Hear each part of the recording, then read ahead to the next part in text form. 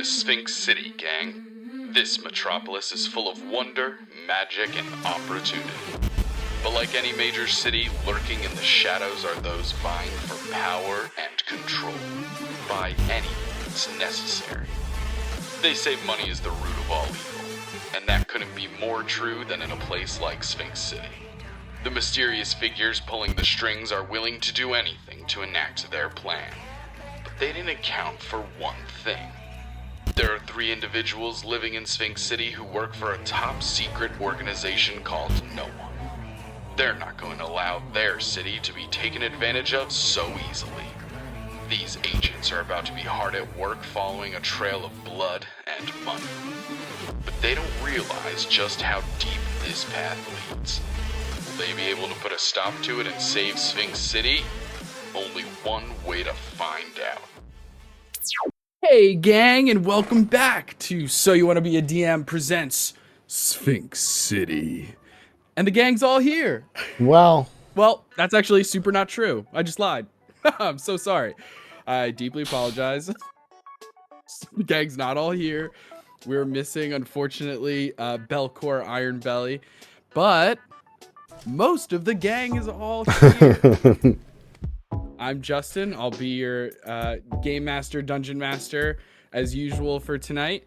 And we also have 2 out of 3 of our amazing players. I'm not going first. To introduce. Oh, I'm Taylor, playing Jastor. How we doing? I'm Sean, playing Idleman. Wrong campaign. Uland. I know. Uland Jabari. That's me. Off to an amazing Oh start. yeah, we got a real nice vibing. vibe energy going on right now. Fine-tuned. Well oiled. Doing it. Yeah. Totally Okay. have my dice with me and everything. Jesus Christ. I know. Only a D&D. It's only a D&D actual play. They're right there. Goodness What's- gracious. I never even left It mic was quick. range. It was quick. Okay. So. I got all the mics on the right time this time. Oh, brilliant. We're learning as we go. We're figuring things out. It's going to be great. Okay. So, we are back in Sphinx City, a magical, modern metropolis. It is skyscrapers, cell phones, spells, and magic. It's a combination of all of these things. And so far, we have 3 secret agents, sort of, who work for a top secret organization called No One. That's where Jastor and Uland and Belkor come into play. They've been tasked with figuring out what the heck is going on with these abductions. For the past 3 months, people have been missing in Sphinx City, and no clues have turned up, according to the Sphinx City Police Department, who we know cannot always be trusted. Can never be trusted. Self-editing as I go. And last week, on episode 2, our heroes had entered into this subterranean lab that was full of scientists and experiments and technology and stuff, where it became very clear, if not already clear in episode 1, they discovered that whoever's behind all of this is turning these people into animals and then displaying them in the zoo. It was terrible. So, having gone down into this secret laboratory, confronting these scientists, and eventually finding out that the person who seemed to be behind sort of the brains behind the operation, a certain Dr. Monotreme, a platypus man in a mint green suit and a small little derby hat, was conducting strange and awful experiments to these Sphinx City citizens. Luckily, after having a very interesting battle, there were people who were in the middle of flatlining in surgery bays. There was scientists and Uland actually turning into animals as the result of a crazy turret gun that was shooting this bright pink energy. And after following that, gathering some clues along the way, hacking into a computer or two, we eventually made our way to Dr. Monotreme's own like personal section of the lab. A fight broke out, as you can imagine. It's D&D. That's gonna happen. What? It tends to lean that way. But as the fight breaks out, things go from okay to worse quickly. As Dr. Monotreme, Dr. Monotreme is inside this crazy mech robot suit, and it has a flamethrower on it, gang. Oh no, because he starts firing this flamethrower left and right. People are rolling bad on their death saving throws. Who did that? And one, I'm just about to get to it. A Jastor Fixadet unfortunately ends up expiring, ends up fully failing dead. all of the death saves with a nat 1 and crosses over into the afterlife, only to be met with a strange figure who was seen doing some sort of like 540 varial flip, I don't know, down a 6 stair onto a rail, a nice little dark slide. Yeah. And with the signing of an interesting extraplanar pact via fist bumping, Jastor agrees to enter back into the life and just fuck shit up.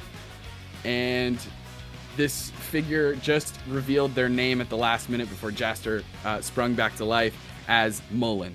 So rad. As Jastor comes back to life, Uland and Belkor finish off the rest of the battle. Belkor, I believe, being the last to cut Dr. Monotreme not only out of his mech suit, but also into, I don't know, pieces, really. It was pretty brutal. He's got a meat cleaver. It's a whole thing. He's a chef. Did I say that? So that's where we are tonight. The last thing that happened was that they grabbed Dr. Monotreme's cell phone and they began to hear police sirens from above. So with all of that, what would you like to do? As, by the way, Belkor immediately rushes out. You see that even though he didn't die like Jastor, he did sustain some very intense burns. And so he rushes out on his own, telling you all that he's heading to the Sphinx City General Hospital to the burn ward. So he's in the burn ward at the Sphinx City General Hospital, or at least heading there. As he does that, what do the two of you want to do in this moment? Again, police sirens can be heard. Like, they're obviously not like in the lab, but you can kind of hear them at a distance. Yeah, the fact that we're...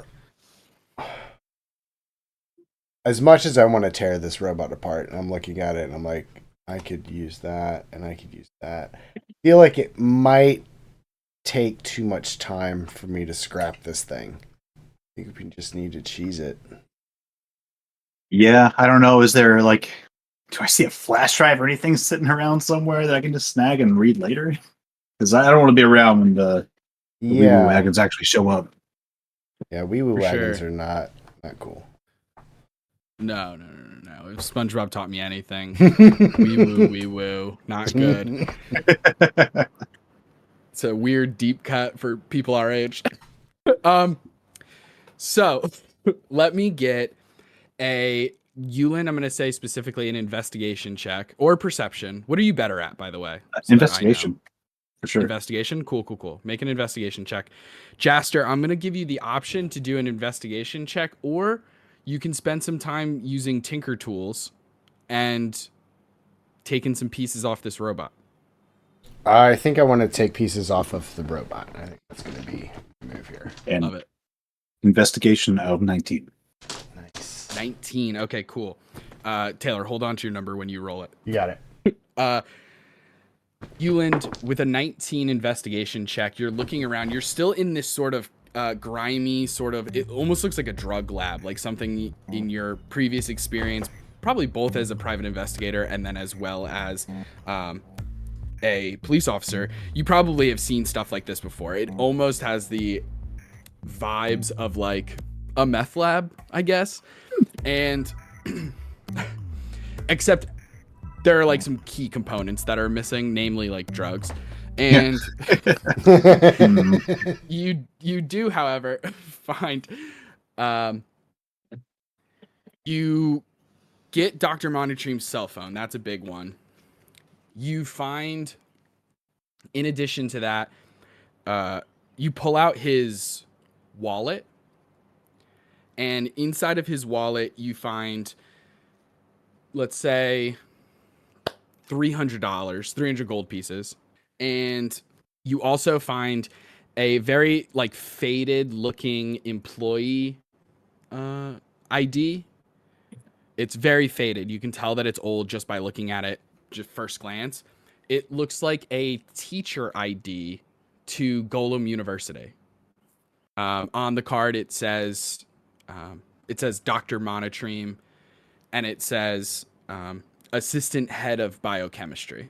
Okay. Okay. There's an ID card to dupe. Yeah. That's something we could possibly use. I wonder if my daily guy will actually copy it in the same exact state, or maybe in a readable state. Who knows? Or is it kind of readable? Or is it just, you said it's very old, very faded? It's readable enough. It's hard to make out, like, there's like a barcode on it that has like, that would be like the equivalent of being scanned and stuff like that, but that's a little too faded to be able to be recognized by like a laser thing. But you, in addition to that, you also do find, it's not necessarily, you don't find like a hard drive per se, but you do find essentially his work notes. So you like are going as fast as you can. You're flipping through these work notes, not able to like read every single page. You do believe that you find enough here that somebody who is trained in chemistry and alchemy and stuff like that could replicate the antidote. All right. Can I take a quick snapshot with my cell phone there? You absolutely can. All right. Well, I kind of want to take Yeah. stuff. Yeah. All right. Perfect. And then Jastor, what did you get on your Tinker Tools? 24. 24. Is there anything in particular you're looking for? I'm looking for parts to create my little buddy, my little Steel Defender buddy. So like robotic parts and stuff, like servos and little gears and gadgets and what's it. Yeah. Absolutely. Yeah. You can easily, using some of the damage that the mech suit sustained in the combat, it's pretty easy for you to use your Tinker Tools as fast as possible, like a NASCAR pit crew, and you're just nice. Like taking off plates of metal, taking off some servos and stuff like that. You even managed to, you don't have enough time to dismantle and take the entire like flamethrower. Okay. But I'm going to say that you take like part of it. Okay. So write down somewhere, right? Half of a flamethrower. Okay. And we'll figure out how useful that is in the future, I guess. Okay. So after checking all of those things, you do hear the sirens starting to get louder. It's time to go. What are you guys doing? It's time to go. Yeah, let's cheese it. We All can't get caught down here. Absolutely not. Okay. Yeah. You guys start heading out as fast as possible. Before you leave, let me just have both of you make history checks. 11. 12. 1. 12. 1. 1. Okay, cool. I'll say Jastor with a 12. You do remember, although you know that it's not like on it's on a recording loop. You do remember that there were security cameras who caught you guys coming in that main hallway. Have we seen the security room with where the those time would be? Yeah, it's just in that main lab part. Like when you came through that dinky hallway with the flickering lights where you first fought the guy with the long white hair. Okay. It's right in the lab past that. So as you kind of think of that as you're like rushing out, coming back through the grate that was in the middle where you got to Dr. Monotreme's lab, coming back into that lab where you first fought as animals and stuff like that. And you just take your wrench. Or, I mean, no, absolutely. Take it with you, or you're just beating No, yeah, I just want to make them not usable. Yeah, you're 100% right there. Just smash. Yeah. Hell yeah. Okay, perfect. Yeah, you just smash it. Yeah, because I destroy it. I did get that email/hard drive situation off of the computer. So yeah, there's really nothing in here that I'm super concerned about. Yeah, you got the hard drive off of Monotreme's, one of the computers, and because you found that there was an email to an encrypted person that you didn't have time or hacking abilities in the moment to unencrypt it. You also found out that there a silent alarm was raised at some point. Yeah. So you guys are all making your way out. Belkor's already good to go, but you exit through. You're coming back up the stairs, back into the employee hut. Let me have you guys make perception checks as you're still like in the employee hut, making sure that your exit is safe. 12. You said perception? Yeah. Okay. Yes. 22. 22. Incredible. Jastor, you see a couple of Sphinx City police officers kind of scattered around the zoo, talking with different patrons, essentially, like customers or however you want to think of it, visitors to the zoo. And you also notice that there are two individuals who are clearly with the police, but they're not dressed in like police uniforms. Like they don't have like the sort of street cop attire. Do you know what I mean? Like they're not wearing the black or blues with the little badge and the hip belt and everything like that. You see one of them is wearing like a full suit, like it's just a dark gray, kind of very plain looking. Looks like it's very Men's Warehouse. No offense. No offense to Men's Warehouse, but it's very Men's Warehouse. It's like off a mannequin, just like a dark charcoal gray, black tie, white button-down shirt. Has like grayish hair that kind of like combs over a little bit. Very like thin, like rimmed glasses, like the kind of small ones that are a little like rectangle kind of. Looks like a human, like a white guy. And then you see another one who's with him. The two of them are talking to that Warforged that you met in the very beginning, Biome. Yep. The one who like was given the as everyone was entered. Yeah. Given all the and handing out maps and stuff. Infobot. Exactly. And this other officer is sort of just wearing like a button-down shirt, no tie or anything. It's tucked into slacks. And you just see like very plainly has one of those leather like double holsters. It has like two guns that he could do like a Neo moment if he wanted to. Daniel Radcliffe, if you will. I will. And I will. Very much so. And as you point that out to Uland, and, you know, hey, heads up, there's stuff going on. Uland, you recognize these two guys.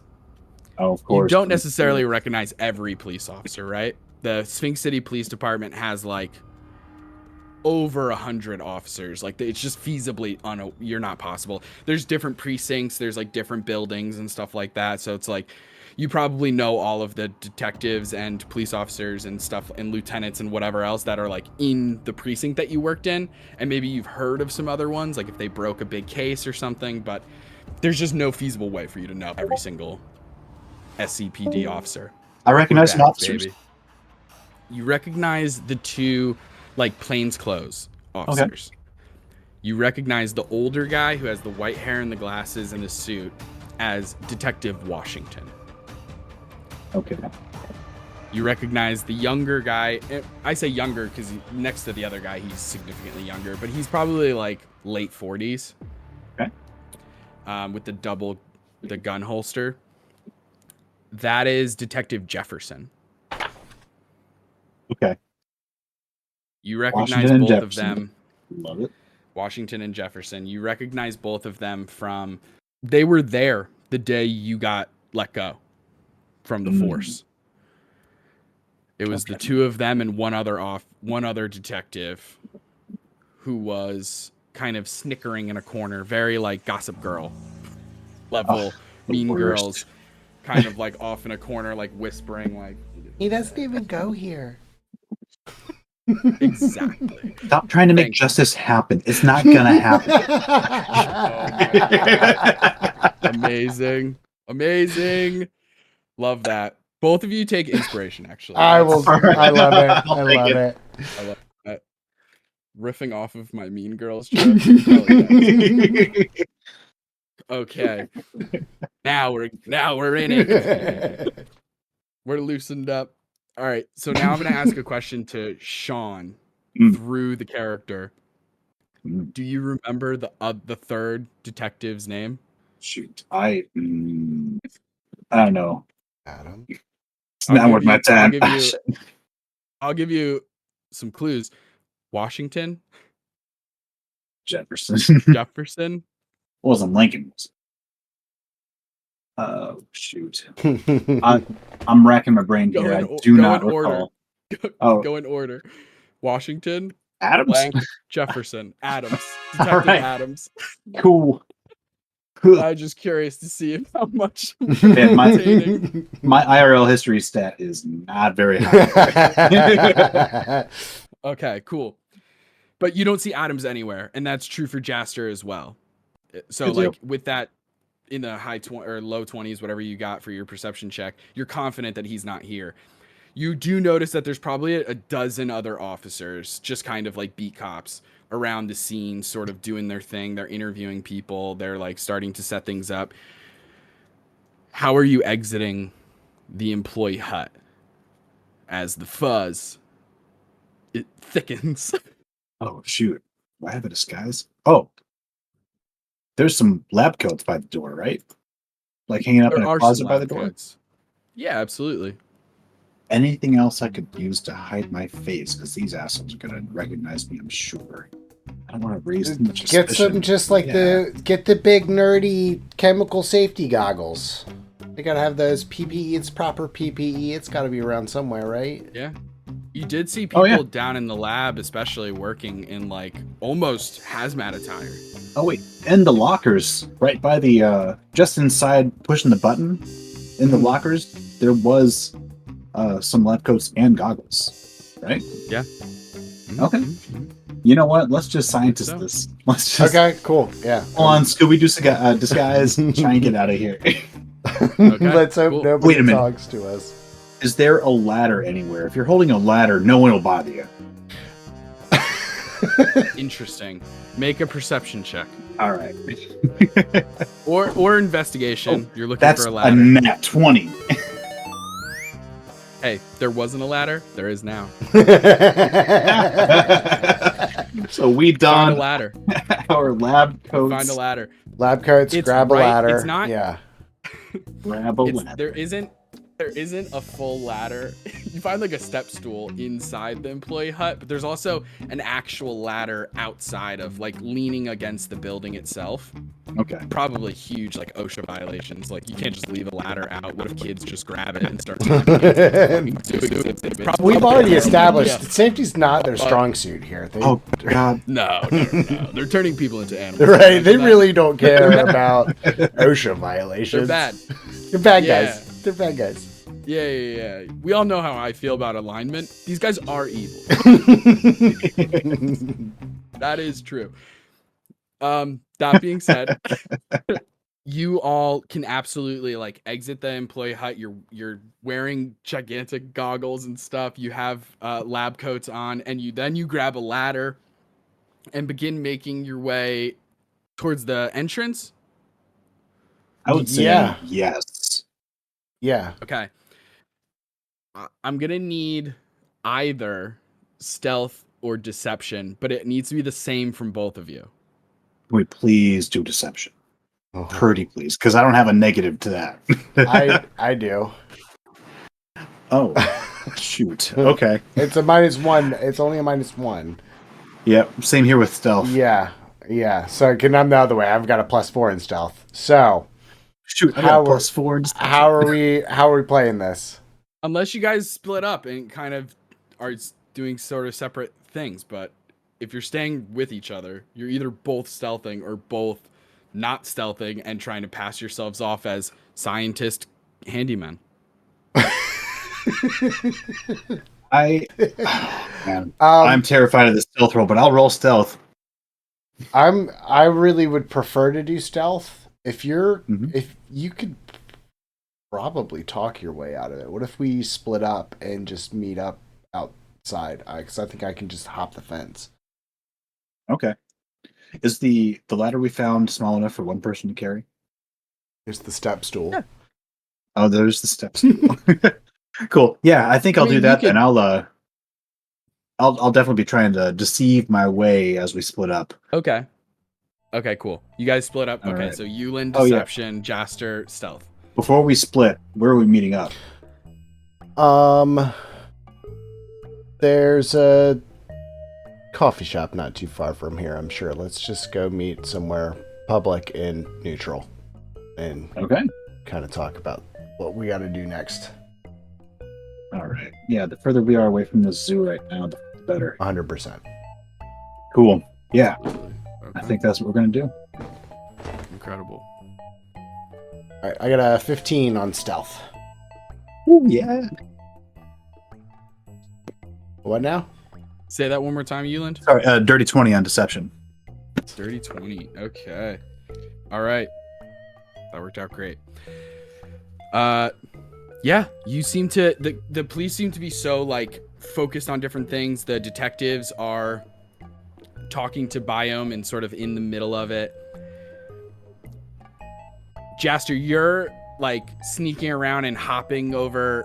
Yeah, I'm just gonna hop over like the and sidewall and stuff like that. Yeah. Okay, cool. So you're hopping Doing over goblin things. walls and yeah. You're a lot of scurrying. There's a lot of this action. It's not necessary, but I do it anyway. A lot of this. A lot of this. Just goblin brilliant. things. Normal goblin things. Uland, I want you to make your deception check was brilliant. You can easily make it through to the entrance and then past that. But if you want to take a risk, you can overhear the detectives talking with Biome. Yeah, I kind of want to know what they're talking about. Okay. Let's do this. Make a perception check. All right. That's 12 plus 1, 13. 13. Okay. With a 13, you overhear Detective Washington talking to Biome, saying, "All right, so listen. I just want to know where the doc is. Is he in his office? Where are the other zookeepers and stuff like that? It seems like most of the place has been cleared out or something like that. Do I need to give him a ring or something like that? Or can you go get him? What's the deal going on there?" And as he says that, Biome says, "Detective, I am sorry. I have been unable to contact the doctor. But if you wait one moment, I can try and fetch him." And at this point, Jefferson steps up, the younger detective steps up and like grabs onto like the equivalent, like if Biome was wearing clothes. Like Biome is a warforged, so is like constructed of like wood and metal, but grabs onto like the essentially like where the chest meets the neck, and like there's enough of a, I don't know what to call it, like a break in the armor that he can grab onto that the same way that you would like grab somebody by their scruff. Exactly. And gets really loud to the point where you see like other witnesses and people who are being questioned by other police officers look over as Jefferson grabs him and says, "Hey, listen to me. Don't fuck around with us, all right? We mean business. If the doc is in trouble, we need to know about it." And Biome throws their hands up and immediately is like, "Detective, please, get your hands off of me. This is highly inappropriate." And Washington kind of like puts a hand on Jefferson's arm and says, "Listen, hey, buddy, calm down. Everything's going to be all right. I'm sure that the boss is going to get this thing figured out one way or another." And that's all you're able to hear before you eventually leave earshot. If you stick around for any longer, the risk was I re-rolled their perception check. Mm-hmm. Luckily still didn't beat a 20. Okay. All right. Yeah. So, no, these assholes. Yeah, I think I'm gonna bounce with that. That's perfect. Doctor Scientist Handyman to you, sir. I got a stepladder. I'm too important. Leave. You both leave the zoo successfully, evading the police.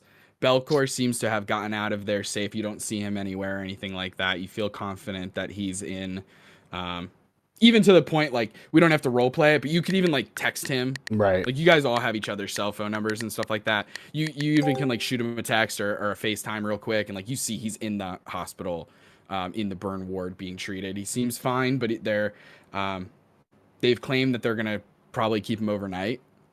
Burns suck. Yeah. But yeah, it's bad news. Sounds like Belkor was overdone. Although this is fantasy world, all he has Did to you do order is your chef well done? I know. It is lay D&D, down so for really it. it's Lay just down like, for take a 8 nap. hours. You're gonna lay down for 8 hours. All right, you're fixed. Yeah, that's why the hospital's keeping him overnight. Right. Exactly. Got to make sure he gets that long rest. We're just gonna keep you here to make sure you get your long rest, and then we'll let you go home. So you both are trying to meet up with one another at a like a coffee place, like a cafe. Yeah, just somewhere that there's people, but it's quiet enough to talk. Okay. Yeah. Your best bet without having to go too far or anything like that is either you can go Upper East Side and go to what is the title of it is actually the Bodega. Or you can go Upper West Side and go to either it's actually too late. There's At a Bagel, but they only do breakfast, so they're closed now. Mm-hmm. But there is still the Kitty Cafe. You know, it's a cafe that's full of cats. Right. There's just so many cats on the ground. They jump on the tables.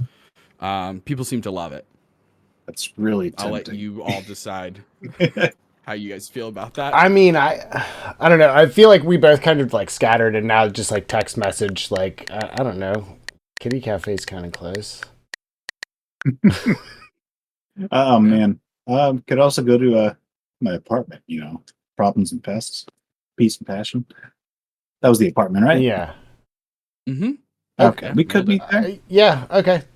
That works. What's your address? Okay, perfect. Yeah. You guys head over to the Upper West Side.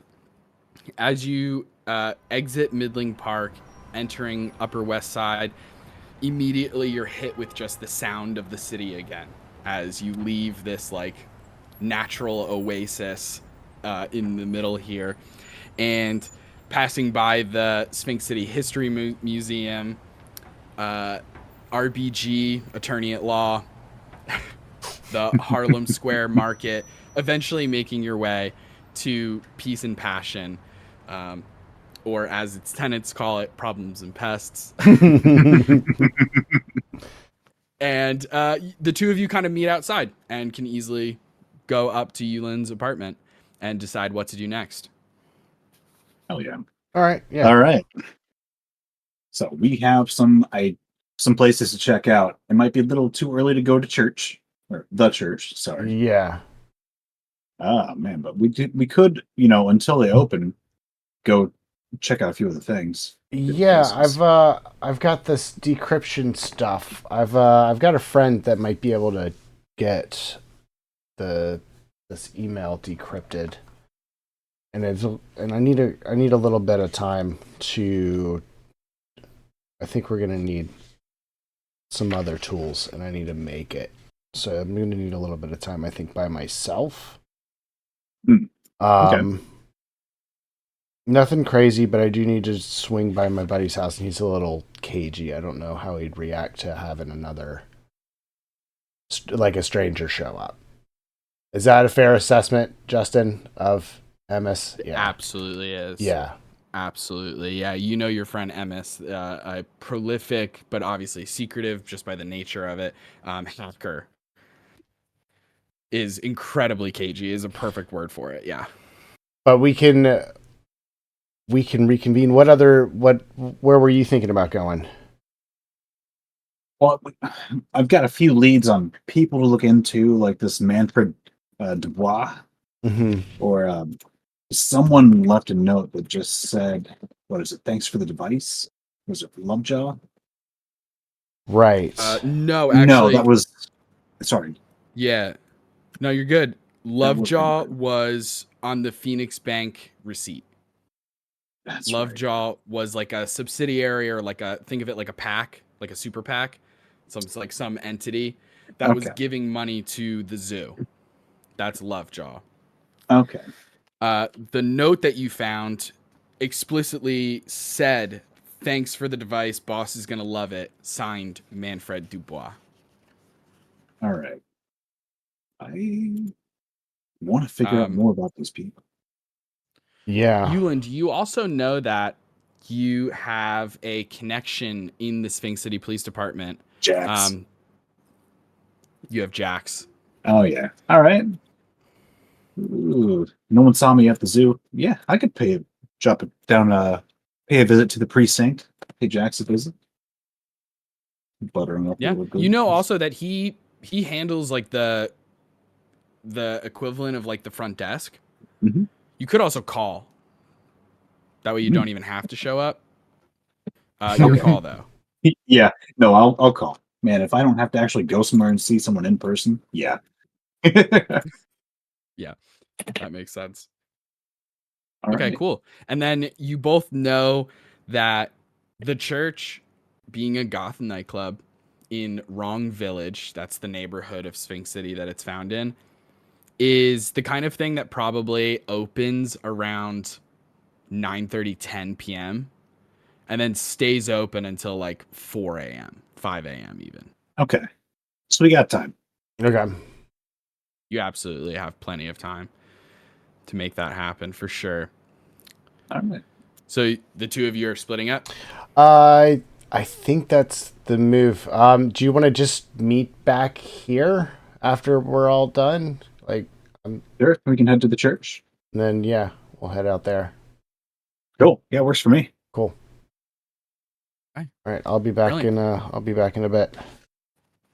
All right, let's do this. Okay. So, Jastor, you head out, you leave Peace and Passion in the Upper West Side and begin heading towards Emmis Doss, your hacker friend.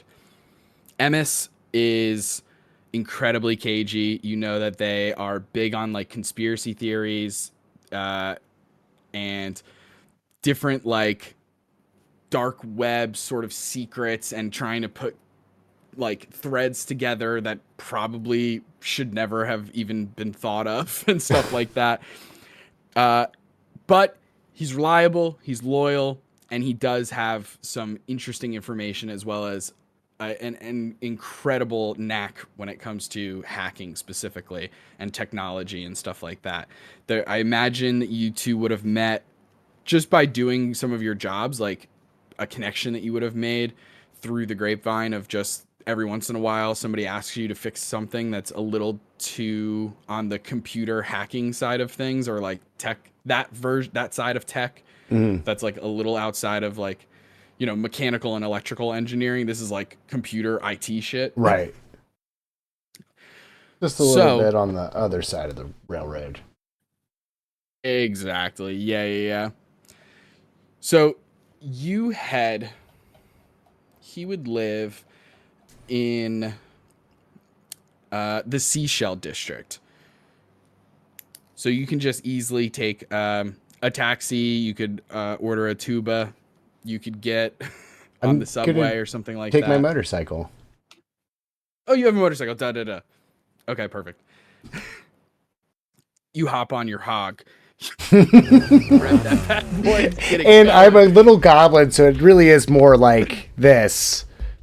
Oh, just a regular sized motorcycle is huge on me. You didn't get the ultra large handlebars where you have to. No, because then I have my little feet kick and I can't reach the pedals.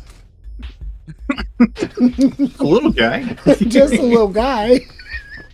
So you get on your motorcycle and start tearing through Sphinx City south towards the Seashell district. You eventually make your way to his apartment, which it's located above a sort of like mom and pop electronics and appliance store.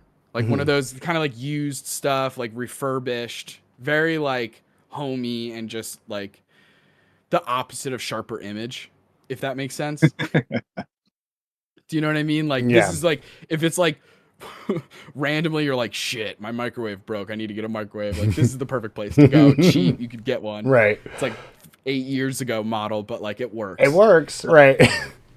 The artifact. You've been here. Yeah, you've probably been here a couple of times. And it's called Tekvana. Okay. And as you're outside of it, because Emmis lives above Tekvana. Of course. Like the person who owns it just like rents out that upper apartment space and stuff like that.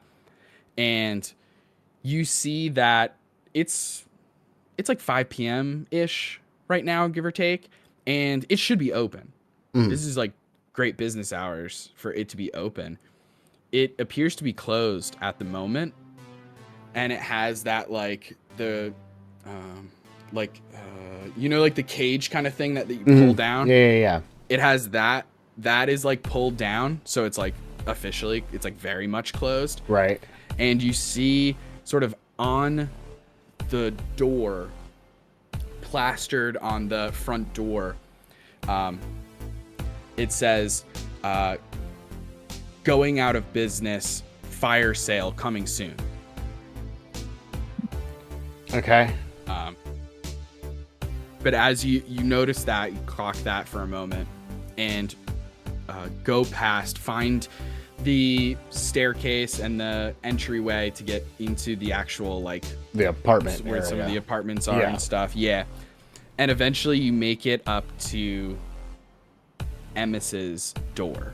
As you knock on the door, you hear some like shuffling from beyond the door, and you can hear, although you can't necessarily like see a huge difference, but you can hear like metal moving around. As you imagine, I mean, you've been in Emmis's apartment before, so you're kind of familiar with this. Like, he's moving the thing so he can look through the peephole. Right. And you hear his voice just going, who is it? I raised my hand up to the people. It's Jastor. Oh, shit. Looking through the hole. Like, Move back. You're too close to the door. Oh, shit, Jastor. All right, hold on 1 second.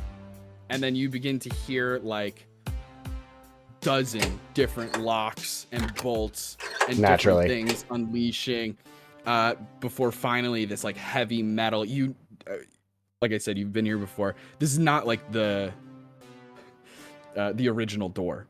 This is like a door that Emmis added. Right. This massive door opens and you can enter the apartment. As you enter Emmis's apartment, it is dark. It has a smell of like hot Cheetos and old ramen. And there is like a wall, like, you know how sometimes like a hardcore gamer will have like 3 monitors. Mm-hmm. This guy, it's like a security office. Like there's like 8 monitors, like a wall of monitors. There's an entire like closet that's just like a server room with like different towers in it and stuff. Emmis is a half elf, has like sort of dusty brown blondish hair, kind of short, almost kind of like mine, like short on the sides and the back, but like a little bit longer on top.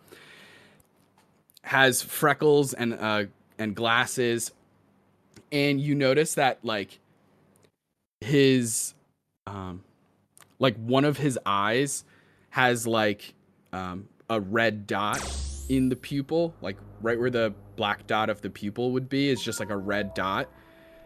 And you see some bandages around his forearm, like some wrapping bandages up his arm, kind of.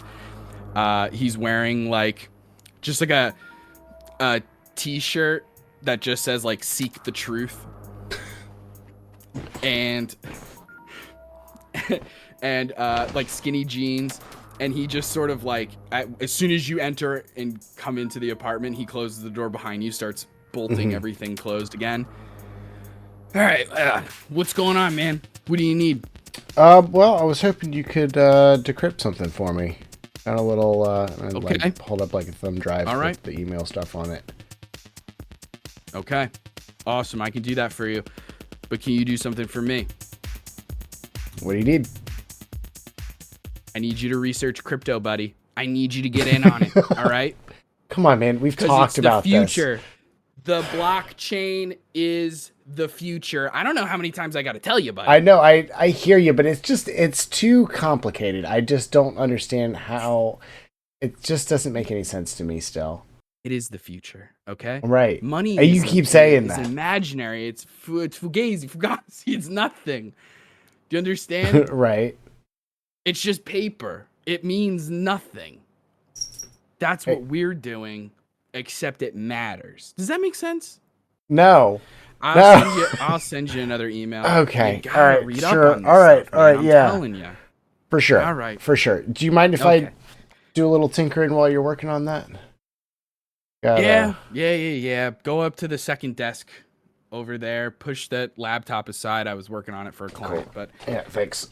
Don't touch anything extra either. That's fine. I brought my own stuff. I need a table. Good. All right. Fantastic. You go over to the second desk. You just see that there are like 12 cell phones all plugged in. All on the same thing. Like, right. It's all Pokemon Go. That's what I was thinking. Yeah, exactly. It's all Digimon Go. And think about it, man. Digimon is an isekai. Yeah. A different world. Yeah. He's all about it. So then he takes the hard drive from you. Sure. Are you only giving him a hard drive, or are you giving him Monotreme's phone as well? I'll give him the phone too.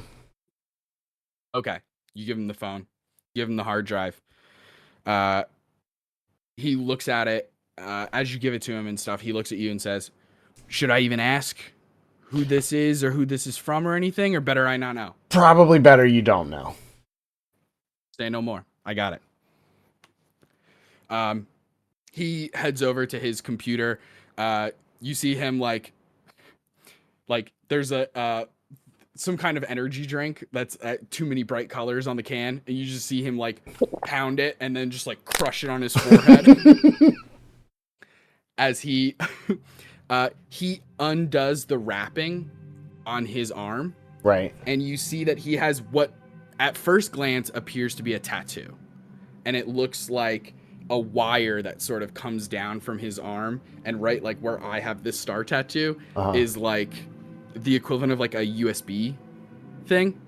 Okay. And he takes, he pulls on it and pulls it like a wire that like comes out of his forearm and plugs it into the phone and starts going away at it and starts typing things in so fast. You've never seen thumbs move so quickly as he's just like trying passwords Almost and doing different things. robotic, and, like jailbreaking in how the quick phone. they are.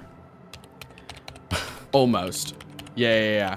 He like looks back at you, kind of like giving him an interesting stare because he didn't have that previously the last time you were here. Mm-hmm. And he looks at you, rolls his eyes, and goes, "It's called biohacking, dude. Get in it. Come on." Right. What was I thinking? Okay, let's get started. I'm thinking about splicing my DNA soon, but that's another story. That sounds risky. It sounds risky. I'm going to be honest. I risk high reward, friendo. He's in it. Okay, as he's working on those two things, you're trying to describe to me what you're trying to make or like role play what you're making and Okay, yeah. So, how it looks and stuff. as part of my level up, I get a steel defender, which is like another like ally to have in combat. And so, Yes. what I'm thinking is I want to do. There's this game, Hi-Fi Rush, and there's like this little ball thing. It's just like that follows you around and like kind of just like hovers a little bit. But then it also can transform into a cat. Okay. And I kind of want to do something along those lines. Like I want to have it have like a 2-form deal where, except instead of a little hovering ball, it's going to be, for some reason, I just feel compelled to make a skateboard as one of the forms. And then the other form will be like a kind of a medium to large dog, like a mastiff or something like that. Okay. Hell yeah. So it like kind of has a little shape shifty stuff. And like that's kind of why I wanted like all those high-tech parts from Monotream stuff, because that's going to make it all kind of work. It's like a little transformer type of deal, but like also like electric. I want to say hoverboard, like not like a hoverboard, but like the one with the wheels on the side. You know what I'm talking about? Gotcha. Yeah. One of those type of deals. Oh, okay. Wait, no. Yeah, it's the one with like the wheels on the side. Yeah, the I'm picturing, hoverboard. Like, Back to the Future. Yeah, no. Like actual the things that we have, the actual things that we have. Yeah. Hoverboards with the wheels that you just kind of. That's what you want to build? Yeah. It's gonna be brilliant. It's gonna be super fast, but yeah, it's gonna transform between hoverboard and mastiff. Okay. Awesome. You spend the better part of a couple hours probably taking this time. I should mention our players did level up at the end of episode 2. They're level 4 now. That being said, the better part of probably like 2-3 hours to like really sit here and like you have to. Luckily, Emmis has anything that you don't have in terms of tools. Emmis can kind of supplement. But you pull out like soldering irons. You have to like put the little mask thing down. You're like really getting into the nitty gritty here of like shaping this metal and fastening different things to it so that it has the capability of transforming. And like, when it's in this form, where do all the extra pieces go? Right. Do you know what I mean? Like, yeah. It's got to fold like, out. Transformer toys, like it has to have. right. Can fold up on each other. But easy enough for you to do. It's a class ability, so I'm not going to make it a roll or anything. Because you get it. Right. So, God forbid you roll a 1. I'm like, actually, you're level 3 again. So. Knowing my dice, that would happen too. Yeah. You create this hoverboard and mastiff transformer steel defender. Hell yeah. I want you to, if you haven't already thought of this, I want you to, for the rest of this session, think of a name that you're going to call this companion. Sure. Essentially. Should have come up with one. Doesn't need to be right now. Yeah, think for more than 30 seconds on it.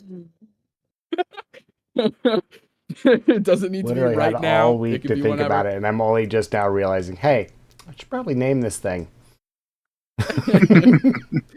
So you finish eventually working on this steel defender as Emmis also finishes on his work when it comes to hacking into the phone as well as the hard drive and everything like that and getting off as much information as possible.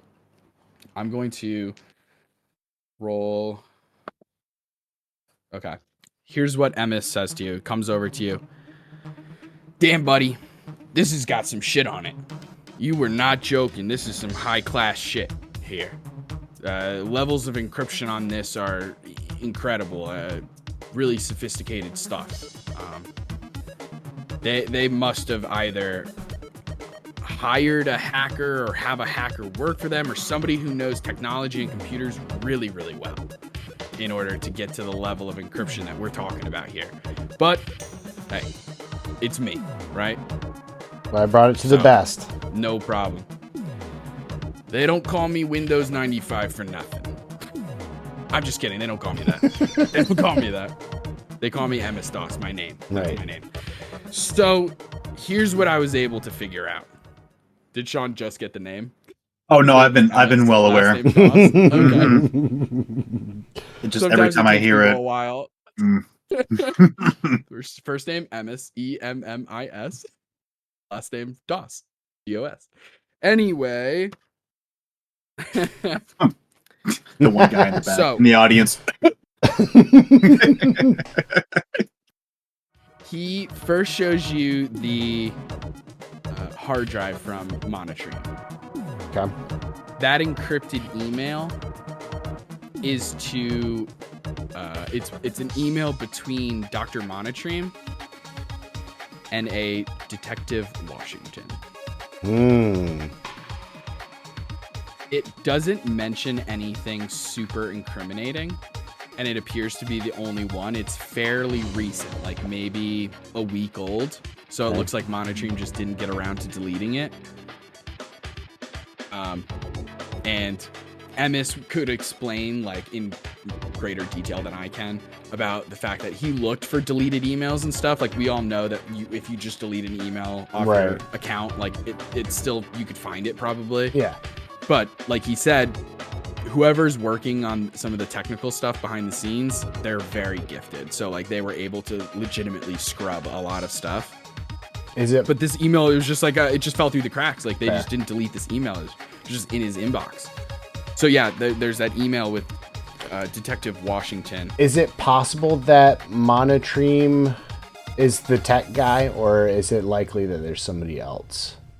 You and Emmis working together, you don't believe that Monotream was the tech guy. Okay. Yeah.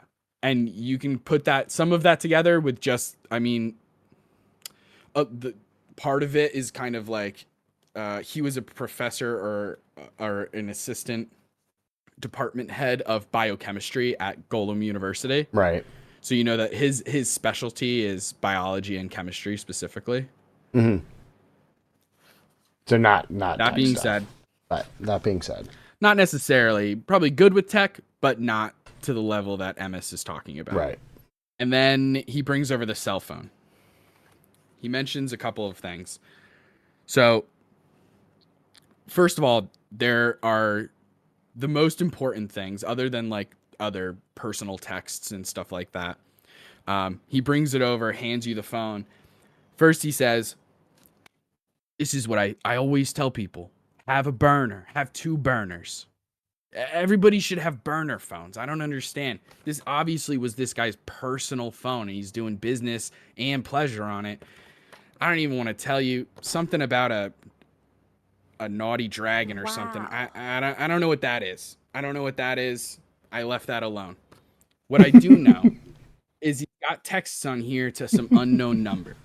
Now, I don't know exactly who these numbers are because, you know, they're not saved on his phone or anything like that. So at least he was smart enough not to save them as contacts in his phone. But there's 3 in particular that come to mind.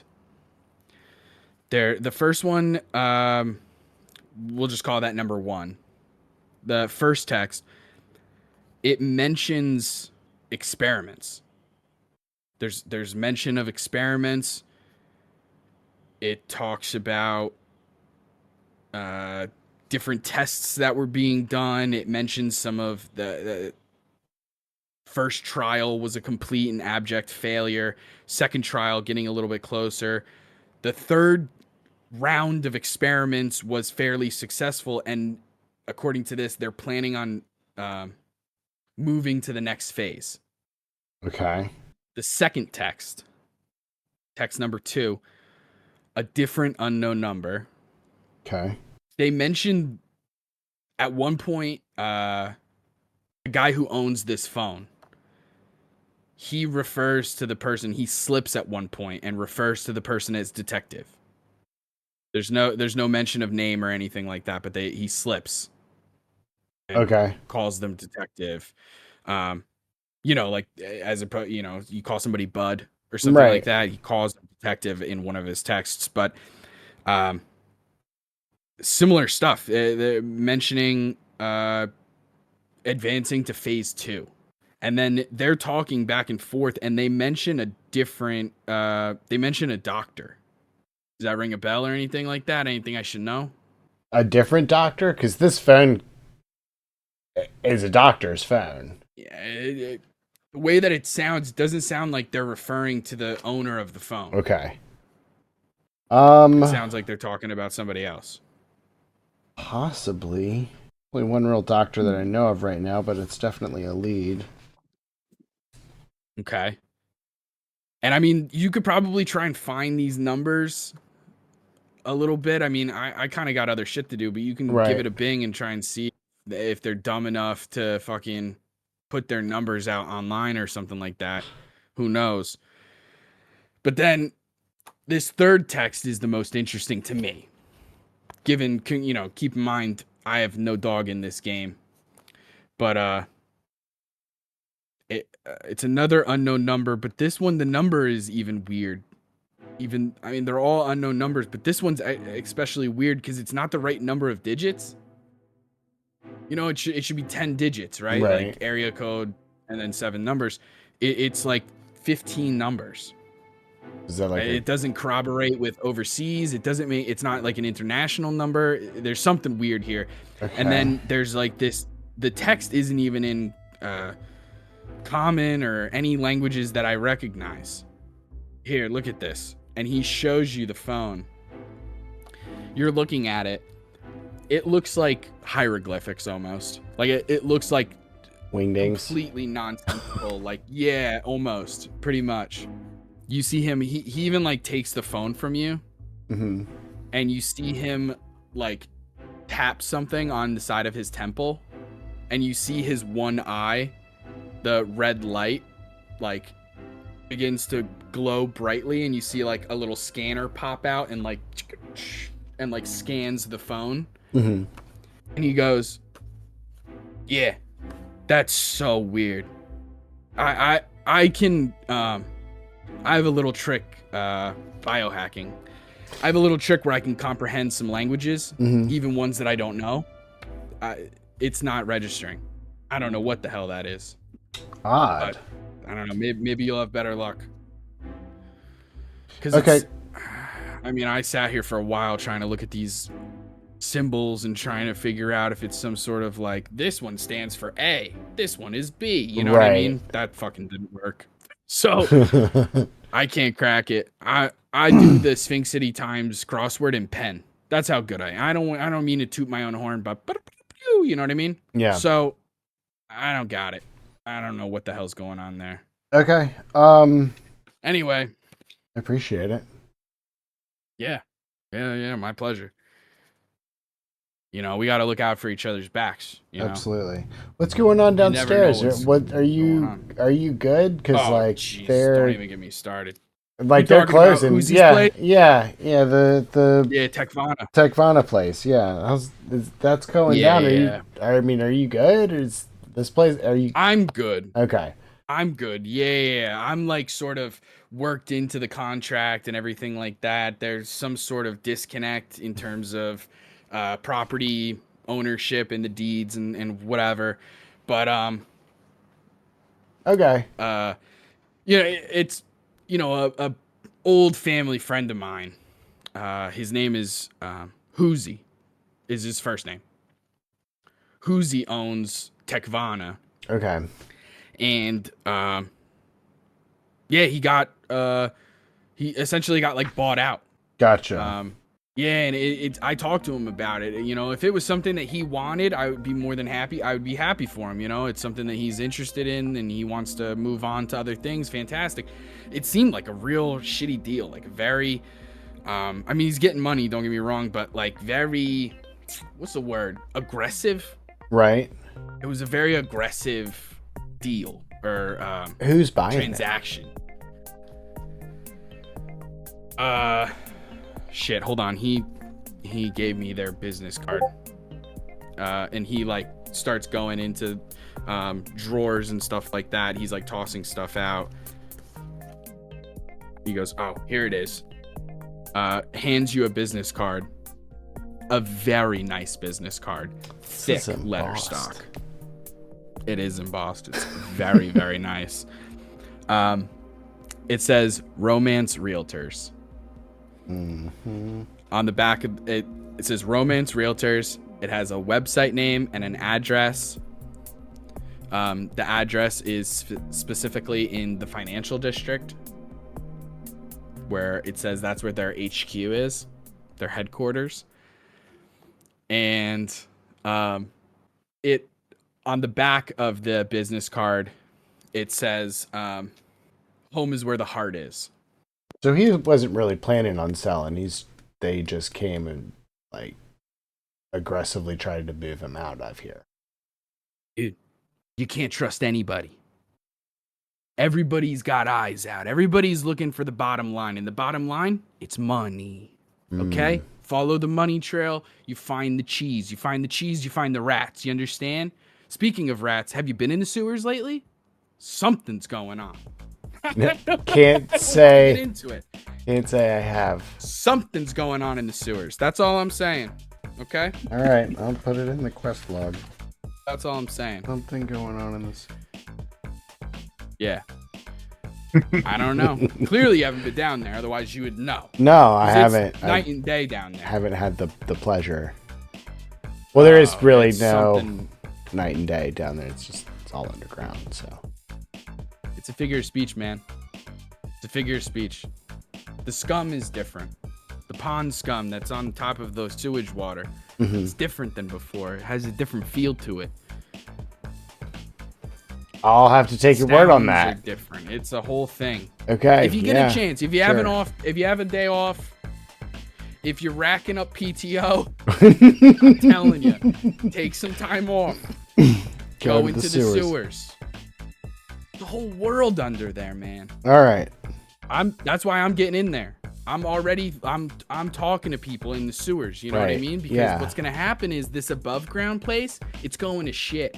All right? So you're going to want to make some friends, make some connections in the underground.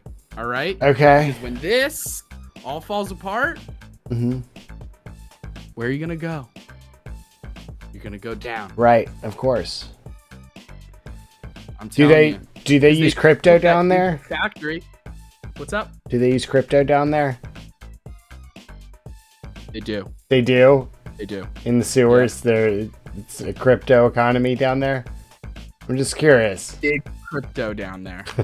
Big crypto. Okay. Yeah. Yeah, okay. All right, I just want to... though, constantly trading in shit coins. Shitcoin. Amazing. Amazing. I already gave you inspiration today. All right, cool. Well, I'll look into all this stuff. I really appreciate you letting me help me out with the encryption and let me use the bench there. I'll probably see you around for sure. Of course. Listen, Jastor, anytime. I definitely want to learn more about this. I mean, this is super interesting to me. I've never seen a language that I couldn't scan, you know what I mean? So yeah, I'll definitely let me know how things go. want to get too close though. Is this kind of thing dangerous or anything? Should I wipe my hard drive now that it's plugged into this? I don't know how dangerous it is. Guy right here? Yeah, I mean it's Okay. not safe information. All right, good to know. So yeah, I'll scrub it. I'll scrub sounds it tonight. good. Okay, Sounds good. I'm on. All right. Well, yeah. If you need anything else, hey, next time, call first, okay? Sorry, it was a kind of heat of the didn't know moment who thing. was I'm knocking on sorry. my door. I get it. You know. I was running from the cops. You got to understand. Hey, I've been there. I don't talk about it a lot, but I've been there. Right. Anyway. Better you not know. All right. Take care, buddy. Okay, bye. And he unlocks all the doors. You leave, closes behind you. You hear them all relock and everything like that.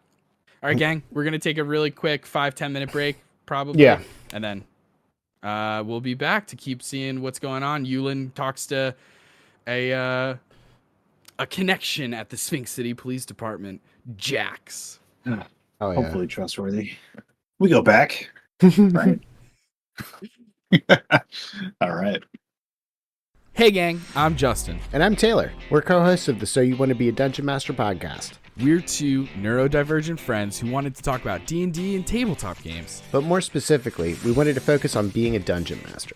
We know that for many people, the idea of running the game can feel daunting and even scary. So we wanted to help remove some of the barriers and fears that prevent people from getting behind the DM screen. It's our goal to make everyone feel comfortable enough to try being a DM. We've got episodes on session prep, world building, combat, homebrew, and more. And we're able to bring all of this to you, gang, because we're lucky enough to be sponsored by Big Milk. Justin, we are not sponsored by Big Milk. I don't even think Big Milk is even a thing. Agree to disagree. Anyway, we have new episodes coming out every Wednesday. Check us out on all the podcast apps. So You Want to Be a Dungeon Master. You can find us on TikTok and Instagram at So You Want to Be a DM. Or email us your questions, stories, or ideas over at soyouwannabeadm@gmail.com. For instance, you can email us your favorite way to use milk. Maybe it's as simple as cereal. Maybe I maybe have it's in to put a cake stop to or- this. I have to. Justin, you can't keep inventing fake sponsorships. It's going to get us in trouble one of these days. In trouble? Taylor, I think you're overreacting. It's not as if Big Milk is going to break down our door. Justin, is there someone at your door? Yeah, just give me a second. Hello? Are you Justin? Yeah? Who are you? We're the dairy detectives sent by Big Milk. You're coming with us. Hey, get off of me! You can't do this! Okay. Well, that was terrifying. So You Want to Be a Dungeon Master everywhere you find podcasts. Check us out. Hey, gang, we're back. Last we left off, our heroes have escaped the zoo, being flooded by police officers and two detectives, Detective Washington and Jefferson, who were clearly questioning one of the zoo employees a little harshly. And but our heroes managed to escape without leaving any glaring clues behind or anything like that. And Hopefully. as far as Hopefully. yeah. Yeah, that's why I gave you guys that history check to see if you could remember that there are security tapes. But that's been destroyed. And after meeting at Uland's apartment, they decide to split ways. Jastor goes to talk to his hacker friend, Emmis Doss, and discovers some interesting things, including some mysterious texts between Dr. Monotream and a couple of individuals, including one that not even comprehend languages could decipher. And also, Emmis Doss just went into a whole tirade about different conspiracy theories and stuff like that. We find out that the Tekvana, the electronic and appliance store underneath his apartment, was just recently bought out by Romance Realtors. And lots of mentions about how things are changing in the sewers. Also, what else was hacked? The encryption email between a certain Detective Washington, I believe it was, and Dr. Monotream some of these emails mentioning experiments, mentioning testing and trials, and more recently that they are moving on to phase 2. Whatever that Whatever means. that means. Mm. But now Sounds we like a cut bunch of over- hoo-ha, if you ask me. Sounds like it. But now we move over to Uland J. Barry, Private Eye. Back in his apartment. Uland, what are you up to? I am going to my corkboard, getting the yarn out. I'm like, rubbing my hands together, like, let's do this. I got some names, got some organizations to look into. Let's try and draw some lines, huh? Let's do some investigating. Yeah. Oh yeah, Absolutely. all right. I do know that I have some things to look into, but I do not know much about them. I do also know that I have a connect at the police station. Jax, my old, I call him friend. Yeah. You know, he was one of the people that was actually legitimately sad to see me go. I think he knew that I was trying to do right by, the people of the city. So I feel like maybe if I give him a call, he might be able to, I don't know, run some plates. Wink, wink. Yeah. Definitely. So you are going to call the precinct? I am tempted to go out and use a payphone to do it instead of my own cell phone. Yeah, that's smart. All right. You go out into the streets of the Upper West Side, and it takes you a little bit. There aren't many payphones these days, but you do manage to find a payphone without having to get in a taxi or a subway or something like that, and can call the Sphinx City Police Department. You know which precinct he works at, which is the main one. You do know that Jax is the stepson of the chief of police. Yes. Chief Samuel Snaggletooth's stepson is Jax. So you call the police precinct. It rings for a little bit before eventually picking up. Yeah, hello. This is the Sphinx City Police Department. This is Jack speaking. If this is an emergency, hang up and call 911. But what's up? Dax, it's been a while. You sound good. You thank recognize you. this voice? Nope. Nope. Who is this? I'm not gonna kid you. It's Uland. Uland, how you been? Oh, Uland, buddy. How's it going? How's everything? I could complain, but who cares, right? I mean, yeah. Who would listen? That's what, I don't know. I'm trying to do some justice seeking in my own spare time, and I'm just wondering if I could, ping pong some ideas off of you. Let's see if you might be able to put me in the right direction. Yeah. Let's meet up sometime. You know, my shift ends actually in just about a half hour. If you want to meet up somewhere, I hear that the Olive Yard is doing some new specials. They got this all the breadsticks you can eat kind of thing going on. You know what? Yeah, that sounds nice. Let's do it. All right, fantastic. I'll get us a table there. You don't have to do reservations there, but just in case. Can't be, hey, you can't be too safe. No names. Awesome. Yeah, for sure, no names. Awesome. Yeah, looking forward to seeing you again, buddy. Yeah, I can't wait. Looking forward to it. All Great. right. Okay. Bye-bye. See you soon. Ooh, I can't wait. Hot day at the Olive Yard. Belkor would be furious. Oh, I bet. The most inauthentic Fey food ever at the Olive Yard. It's frozen and reheated. Come on. Well, he had to go get horribly burned and have to go spend the day in the hospital. In that 30-minute time that you have, you know that the Olive Yard is in Sphinx Square. It's not that far away. Is there any one of this like pieces of information or these clues, names you said you wanted to maybe look into that you would like to do a little bit of research really quickly before you head off? Sure. If I have any way to look into Manfred Dubois, that guy in particular Manfred has Dubois. Du Absolutely. Bois. Yeah, make an investigation check as you give it a bing. Uh, 14. 14.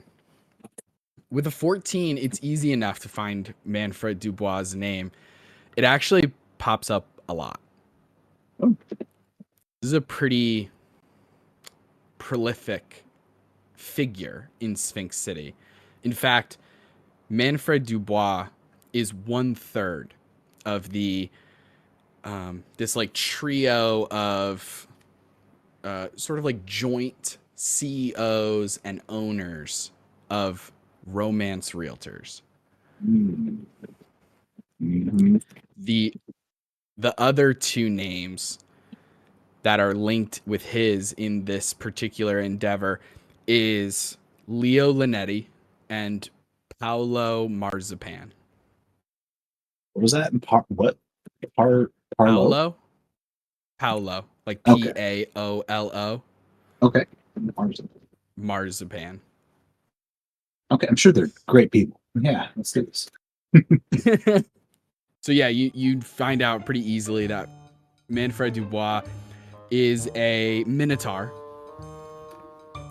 Big guy. You see, like, you easily like can head over to the Romance Realtors webpage. You find pictures of the three of them. Manfred Dubois is an absolutely massive minotaur. Big guy. He has horns that almost look more like a Texas Longhorn almost, but almost more closely related. Actually, nix that comparison altogether. It's more closely related. There's a very specific type of bull that lives in Africa that has these horns that have the shape of a Texas Longhorn but are massive.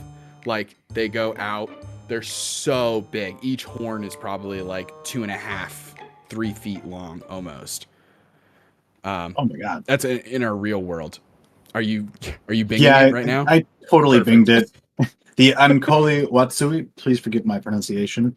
That almost looks like a drawing I would have made when I was in second grade. Yeah. Comically large horns. That's kind of what he looks like in terms of the horns and everything. Very, very large. All of his suits, you can tell, like, just by matter of fact, have to be like custom tailored to be able to fit his frame and everything like that. Mm-hmm. His two partners and friends and co-CEOs and everything, co-founders. Leo Linetti is a type of tabaxi, like a lion folk. Okay. Just has like the long mane, always like slicked back. Like, there's just so much product in it. How much is product? How much is sleaze? Yeah, column A, column B kind of thing.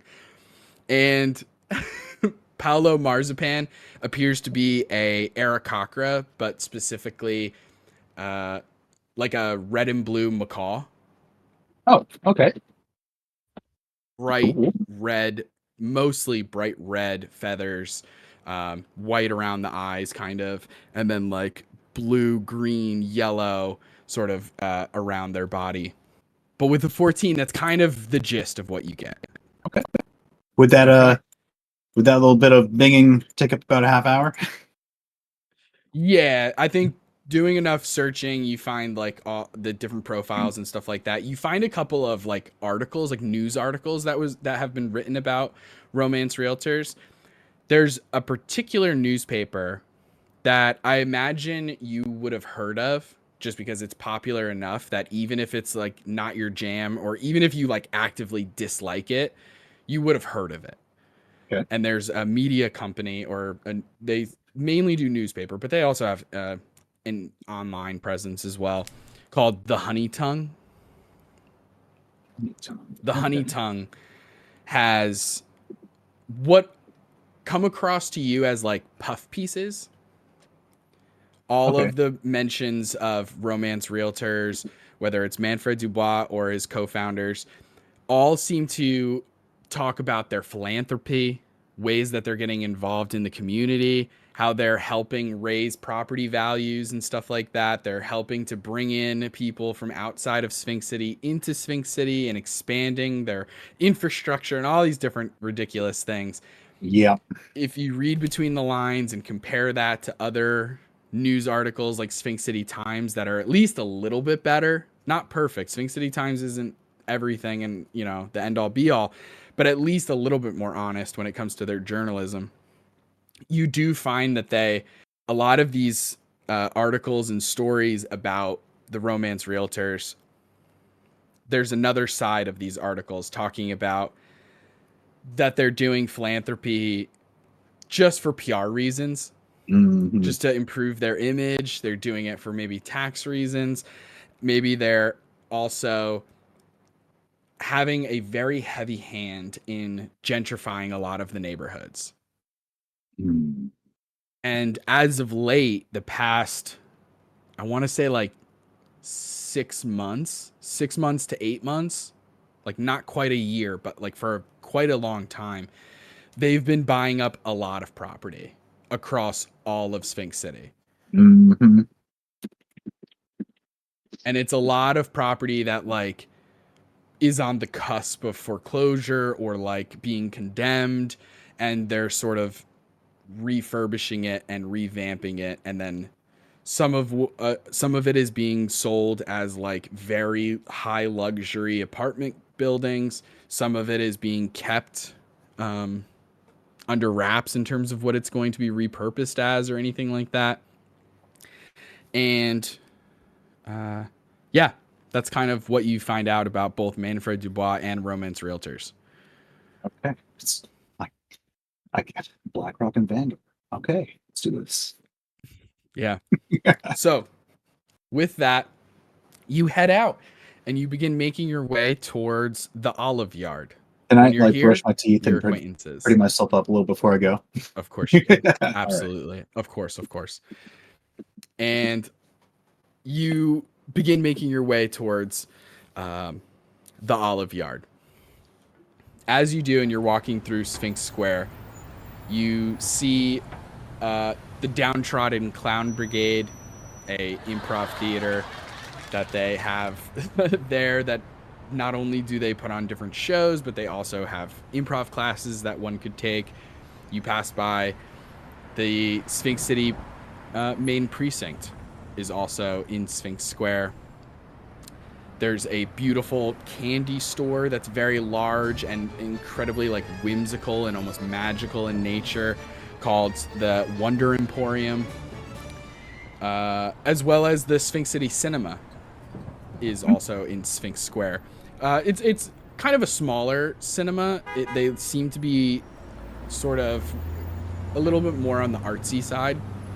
Like they're very like avant-garde. It's the type of theater that would show like a lot of like foreign films and interesting new up and coming directors and stuff like that. Like as you're walking by, you see that currently all of the films that they have for the next like couple weeks all are featuring a very specific director.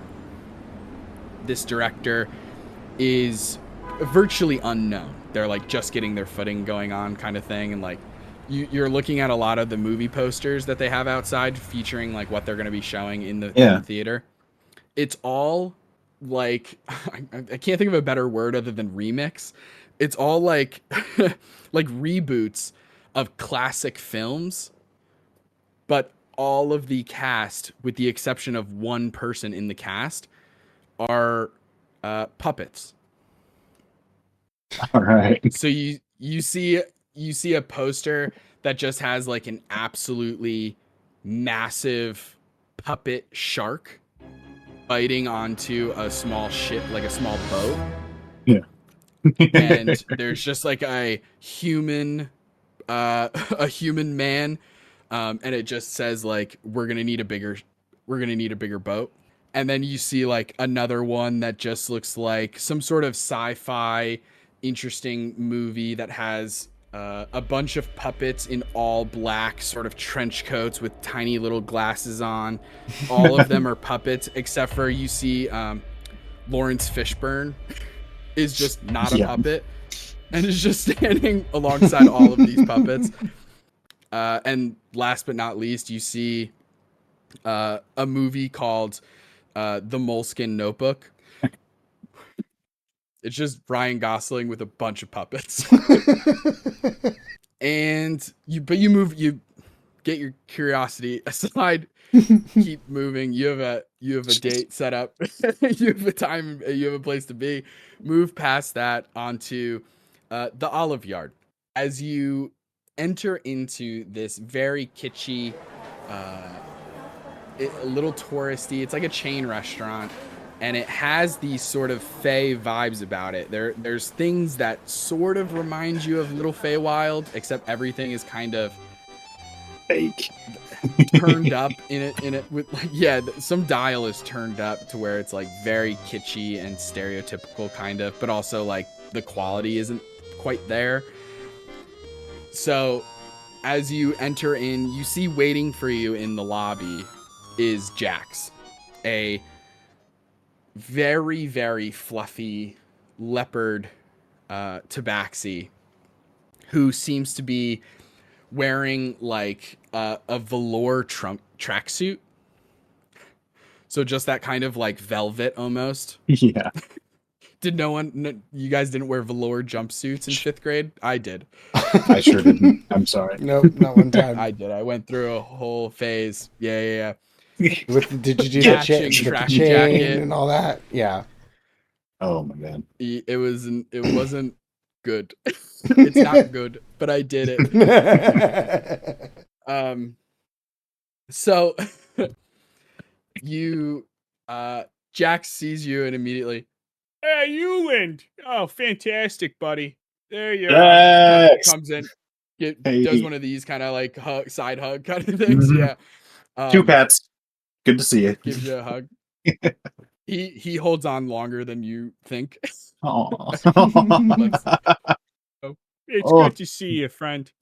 It's been too long. It has, Jax. How's the precinct treating you? Oh, jeez. Dad's always breathing down my neck, keeping me at the front desk, answering the phones, checking the log books and everything like that. But, I've been working on some things behind the scenes. You know what? Let's get our table. Table. I have it already set up. Excuse me, miss. Just for 2. Thank you so much. All right. The 2 of you, no wait time, immediately get brought not at the Olive Yard. Not at the Olive Yard. Not right now, at least. Get brought to a table and sat down and everything like that. You get your waters and all your simple stuff. You have a menu, laminated. You see, they have some basic options. Like the most popular special that they have going on right now is called a tour of the Fey Realm, and it's just got like a little bit of everything. There's like a little bite of lasagna, a little bite of chicken parm, a little bite of fettuccine alfredo, and everything. Just a little tour. And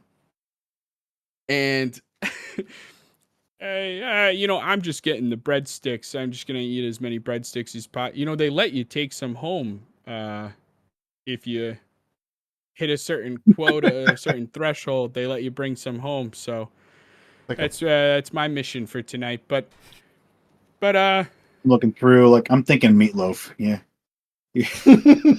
Oh, traditional Italian dish. Oh yeah, real Italian, real Fey. Yeah. Their meatloaf, it's a little dry here. I'm gonna be honest with you, but hey, you do you. You do you. Something about meatloaf just sounds so right now. I get it. It's authentic. Hey, but yeah, whatever you're feeling, Hey, and this one's on me. Oh, you don't have to. You don't have. I appreciate it. I insist. I'm not going to say no. I appreciate you. All right, good. Good. I don't want to fight. Hey, I don't want to fight you over it. But I never I couldn't. love this guy. Oh, So anyway, what's how's that things going? I heard you're a private eye now. You're still sort of doing some detective work and stuff. How's that going? justice is it's an evolving struggle. Every day brings new challenges for the spread of justice. But you know what? I'm not gonna let anything keep me down. I'll get there. But That's his spirit. to be completely honest, it's been hard. It's been difficult to all the sources of information I had when I was at the precinct. They're kind of ran dry when I went private. So Yeah. just one. Have you heard of anything about uh I don't want to say anything too much. This is some pretty private stuff, and some of it might be dangerous. Hey, Some of Larry, it- you I don't can wanna- you can trust me. I'm in on it. I'm in on it. I'm dying to get my hands in on something. Oh, yeah. Something dangerous. Hey, Mhm. my middle name is dangerous. It's not. It's Michael, but Mm. it could be dangerous. Oh, people always ask me what the J stands for in my name. I tell them Julian. Oh. Oh, okay. I kind of Yeah. thought it might be justice, but okay. You would think. But it's not. I would think that's what I thought. Julian. Oh But man. yeah, Mhm. let me in on it. I'm here to help you. I Yeah. wanna be in your corner. I got something that those missing folks. This is really dangerous Oh stuff. yeah, So I'm all those try- abductions. Yeah. trying to follow a few leads here that I'm trying to, make some connections in my own brain, and it's kind of struggling here. Anything you can tell me about the dealings of, I don't know, in particular, romance realtors. It's a Romance realtors. it's a big name. Oh yeah, they're buying up property all over the place. That's what I was going to ask about. I keep seeing their sign. A lot of the small mom and pop shops that I used to go to bought out of business. Yeah, really seems like everywhere their name is, on paper it's nice because they're trying to bring in a whole lot of business for the city, but they're just shitting all over people in the process. I know Well, it. I know Ooh. it. Yeah, they're doing all kinds of things. I see them sort of. Like it seems good on one hand, but on the other hand, there's some, time honored sort of institutions that they're getting rid of.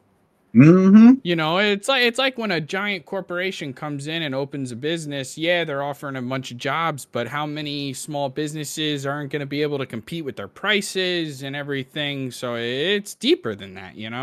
Oh, it runs terribly. I'm trying to figure out just what is their angle. They're buying up all these mom and Jeez. pop shops. I don't know what's going on. I don't know. They must have something planned, or maybe they got some news or something figuring out. I know that they have some sort of connection. I saw something recently in the old tabloids that I think they're connected to Excelsior in some way. Oh yeah, with the free I 2-day don't know shipping. the ins and outs. Oh yeah. They do the Excelsior Prime. Yeah. Yeah, I'm not proud of it. Hey, Uland, I'm not proud of it. I've done it. Mm-hmm. I have ordered from them before. You're in a pinch. You ran out of toilet paper. You need to get something real quick. Same day delivery. I'm not proud of it, but I have ordered from them before. How long were you on this toilet? I'm sorry, Ed, we're getting distracted. All right. You really Anyway, want to know?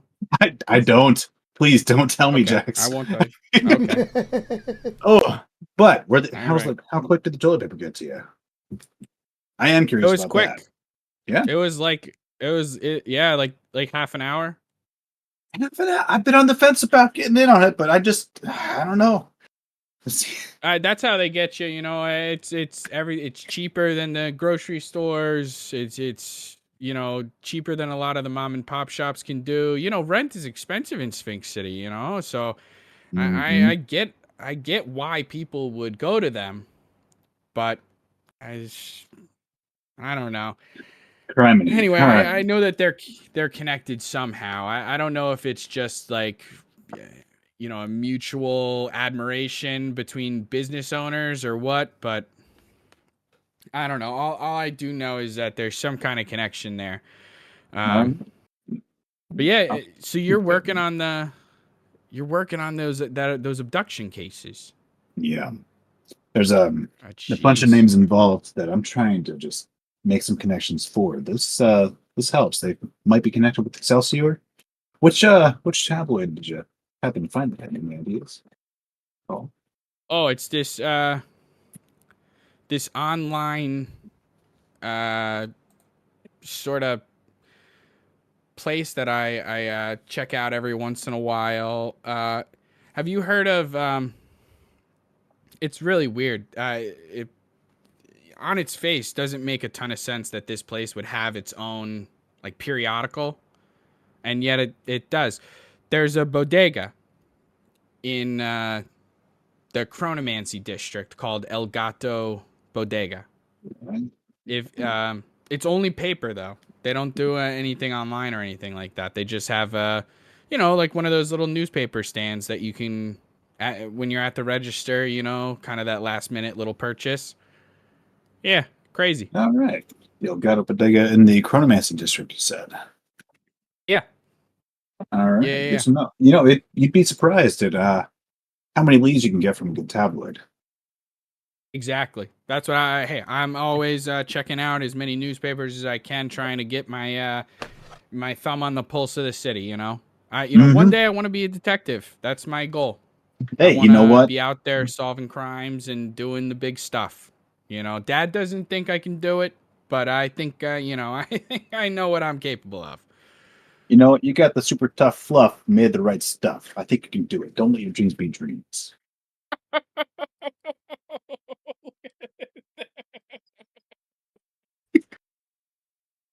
Hell yeah. I think you're right. I think you're Oh, right. cut of your jib. It's a good cut. Yeah, Nice. thanks. Yeah, I appreciate that so much, Uland. Coming from you, I was always a big fan of your work and everything, and I know that your whole family was a big part of the force. And geez, I hate what they did to you. I know even Dad, and he's not much of a talker or not very affectionate. I don't think. Geez, the last time I got a hug from him is, I don't. You just see him go off middle distance, start staring. I don't think he's ever. My freaking heart. Oh no. All right. How about Anyway, this? Hey, you know what? You help me find some more information about Dubois. And I guarantee you, if I can get this wrapped up, draw a clearer picture, I betcha your dad might be impressed. Yeah.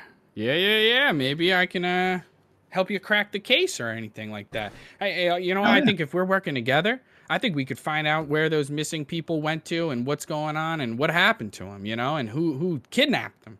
Absolutely. We could Yeah, figure that's that what I'm all trying to out. get to. Yeah. Oh man, it'd be great to All right. have as a good, reliable, platonic source of information.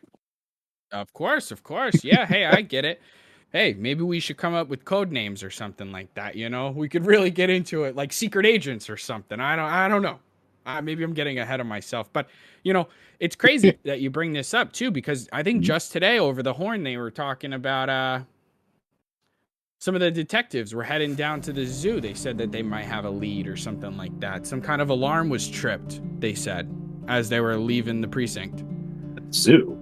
It's pretty odd. Why the zoo? Any idea? Yeah. I don't know. They don't tell me nothing. Those detectives. Oh God, what are their names? Old guys. Been on the force longer than I've been alive. I'm pretty sure. Jefferson, Adams, Yeah. Washington. Yeah. Adams. Did Adams go too? He said he was going. He left at the same time as them. Okay. But. Oh, crazy. Yeah, it's been a while since I don't think I've seen them since I got shit canned. Yeah, that was about it. Jeez. Yeah, they're. Hey, they're the shit cans. That's what I think. I can't stand those guys. I mean, hey, I know, we're supposed to hold the line or whatever, but I can't stand those guys. I really, they drive me nuts. And I even, hey, he kind of like leans in. He goes, hey, and just as he's about to whisper to you, the server comes around with like a giant salad bowl. He's like, all right, Jesus. Sorry, you scared the hell out of me. Giant salad bowl gets put down at your table. A big basket of breadsticks. Nah, thank you so much. Appreciate it. She walks away. So what I was about to say was, when the cops, detectives, whatever, when they leave in their cruisers and stuff like that, like that stuff's all tracked, right? Like that way, God forbid something were to happen, you could kind of tell if they weren't able to make a call and ask for help or backup. You can kind of tell where everybody is, right? And I'm at the front desk, so I got my peepers on a bunch of different lights and buttons, right? I don't know what's going on with those three, but every once in a while they hit like a dead zone or something.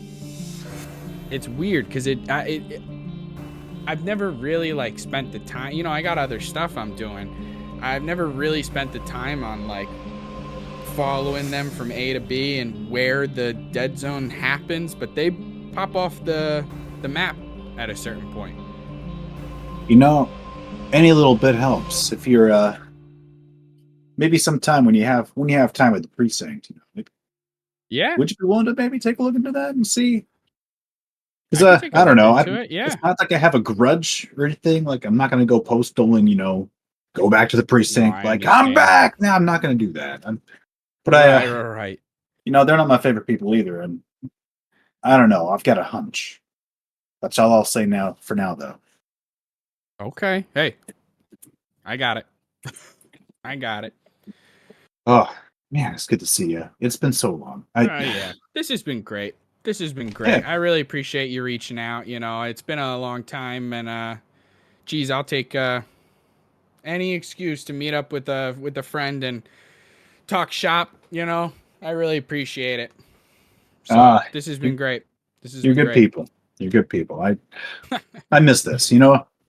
Standing at the water cooler, just chit chatting. It was good. Yeah, just shooting the shit. Look at us. Look at us. Wow. This is great. Life's been kind of shit. I can't lie. Oh gosh, I hate to hear that. I only got a few friends I can really count on, and man, it's nice that we're connected. Yeah. Well, hey, I'm here for you if you ever need anything or anything like that. I'll try and do my best. I'll keep my ear to the ground, so to speak. And let me get you a chocolate lasagna. It's the least I could do.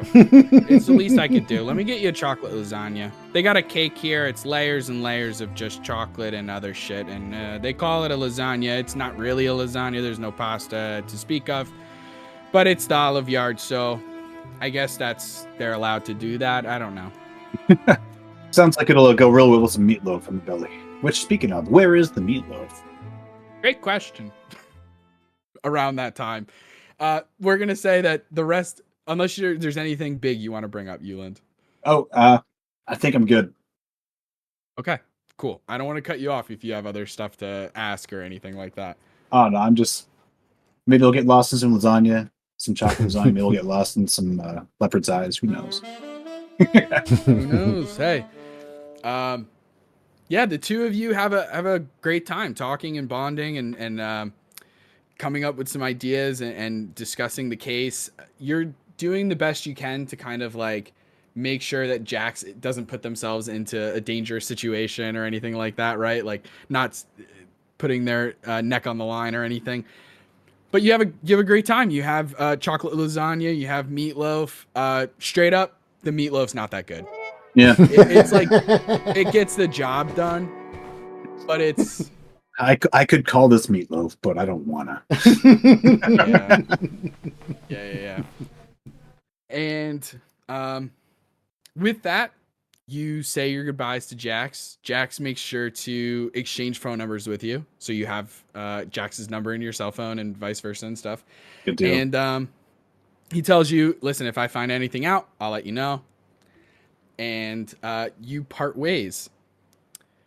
As you are heading back to your apartment to meet back up with Jastor, Jastor, I'm going to say it's around that time. We're going to pretend like this is a magical world where both of your errands end perfectly at the same time. Awesome.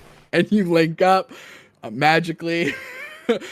And with that, you are back both outside of Uland's apartment at the Peace and Passion and can make plans of what you want to do from here. For sure. I do share some information with them, like, you know those plainclothes detectives we saw at the zoo? Yeah. There was a third. There was not sure where. Third. Adams, Detective Adams, all three of them pieces of garbage.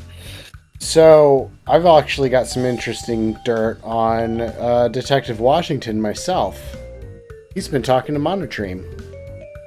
No. Yeah. No. That email that yes. that email that we entered that I got off of the hard drive that was Monotream talking to Detective Washington. What was going on? It was talking about the device and this, that, and the third, and how they're moving on to phase 2, stage 2. There's a lot of texts on Monotream's phone too about moving on to the next phase, whatever that means. I don't see a whole lot of information, just a lot of references to it, but I don't even know what phase 1 was, to be perfectly honest. Other than maybe the device. Yeah, I think we walked into phase 1 down there. The ray gun device, that's probably phase 1. Okay, fair enough. I'm probably drawing some conclusions here. It's probably, I would say, a safe bet. So then what would phase 2 be? That is the question. Let's see. I know I've been trying to follow all this boy right. Romance Real. Have you heard of them? Yeah, they've actually popped up in some of my research as well. Not much. Interesting. They're buying the building below my hacker friend's house. They're buying a lot of buildings up. Just gonna put that out there. Okay. There's also Leo Lanitti, Tabaxi, Mm-hmm. and Paolo. Paolo is Eric Cocker. Come up and good stuff. Mm-hmm. It sounds like they're all in cahoots. Maybe even Excelsior's in on it. Who knows? That But would make there's something- sense. Sort of. Yeah, buying up a lot of properties. What do they making need things it rougher for? the. That's the question. And it's so many properties. Yeah. What else we got going on? I don't know. I don't know. There's more to find out. I do want to Yeah. stop by a certain bodega and pick up some little tabloid newspaper called well, it's being sold at the Elgato Bodega. Okay. You heard of the place? Maybe. I'm not much of a newspaper guy. No one ever said that tabloids are a good source of info. Yeah. All right. What time is it? Let's take a look. Sun's coming down now. Now, right? Yeah. So let's. I think it's probably about time to get all gussied up and go to the goth club. Yeah, take me to church. Don't do Let's it. see. You get us demonetized before we even get monetized. Everything he was like, Don't do it. It's so tempting. okay. So you both are heading to the church. Yeah. I think that's the move. Yeah, I think so. I think that's the move. Okay. Cool. Are you said getting gussied up? You just mean like freshening up, or are you like dressing like goths? I'll probably put on some eyeliner. Make sure the mohawk's looking fresh. Oh, yeah. I mean, I'm already basically Amazing. like punk is like a step away from goth, so I really don't have to change too much. That's a take. Yeah. That's a All take. right. That is a take. Cat, I what do think I you got a think? black tee somewhere. You put on a black t-shirt Yeah, for sure. change out of my I don't know. I'm plaid. just gloomy all the time. Amazing. So getting gussied up a little bit of eyeliner, a little bit of black clothing, decide to begin to head towards the church in Wrong Village. Are you stopping on the way to El Gato Bodega, or are you hitting that like later? If it's on the way, I wouldn't mind picking up the latest edition. Yeah. You certainly can. Yeah. Chronomancy District is right above Wrong Village. Okay. Oh yeah, right there. Oh yeah, it's on the way. It literally, yeah, on the west side of east side of Sphinx City, it's Chronomancy, Wrong Village, and then Little Feywild. So they're all kind of like right there. So yeah, it's easy enough to stop by the El Gato Bodega. You see that it is run by 2 tabaxi women, and the store is full of all different kinds of it's your typical bodega. If you're not familiar, it's like a convenience store, usually on a corner, or in my opinion, the best ones are on the corners. All different kinds of goods and beverages and snacks, and hot food is even available and stuff like that. You do notice that there are probably like half a dozen bodega cats, like hidden around the bodega itself. Like just kind of like if you were looking at the shelving units where like the chips are, there's just like a cat sleeping amongst the chips and stuff like that. Like just they're kind of like a little bit everywhere. On the counter at the register is a small cat bed, and there's 2 cats kind of curled up, almost like a yin yang sign, like curled up in each other. Aw. Yeah, it's really, really cute.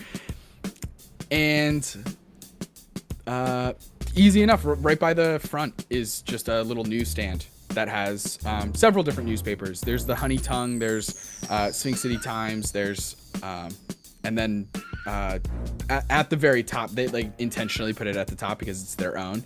You see El Gato, like a periodical. Are you just getting the El Gato? Yeah, I think I'm just gonna pick up the El Gato for now. I reached in my pocket. I mean, what is the total? If it's a penny, I'm trying to figure out how to speak their language, or like push something towards the edge of the counter, like maybe push it back away from the edge. I just want to make sure these folks know that I'm here for them. Trying to be respectful of their culture. Of course. Yeah. There's like the bodega cats, and then there's the tabaxi who run it, who are cat people, who are like fully sentient people. Oh shit! All right, my bad. That is really insensitive of me. I am so sorry. I'll see myself. Yeah, you don't have to mark out any actual money, but it's like $1 or something like that. Like it's very, very cheap to get this newspaper. Cool. And it's very thin. It's like not your normal. It almost has it like slightly. It's made of just like the normal newspaper paper, but it almost has like magazine vibes in terms of how it's like folded and stuff like that. But it's still very like thin paper. And you pick that up.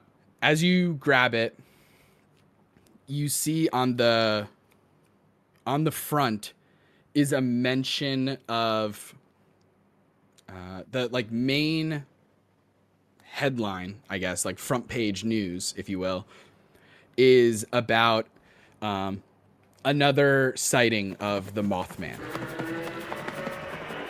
All right. Okay. There's a photograph that's like incredibly blurry. It literally could be anything. It's also a nighttime photo, and the entire newspaper or periodical is in black and white. So it's like you can't see anything, but it's like proof that the Mothman strikes again. Reading that article, make an investigation check as you're reading this article. Sure. 18. 18. So you're scouring through. I'm going to count that 18 for the whole thing, kind of. I'll go into more detail on some of the ins and outs of this periodical in a different episode, perhaps. But for the time being, in the time between here and the church, as you're like kind of reading it on your go, you discover this Mothman thing is really interesting. I don't know if Uland would get in on like cryptid news, or if that's like something that would be his jam, or probably not. If like I don't know. That's a question for you and your character. Before no one, probably not, but now, yeah, probably. Okay.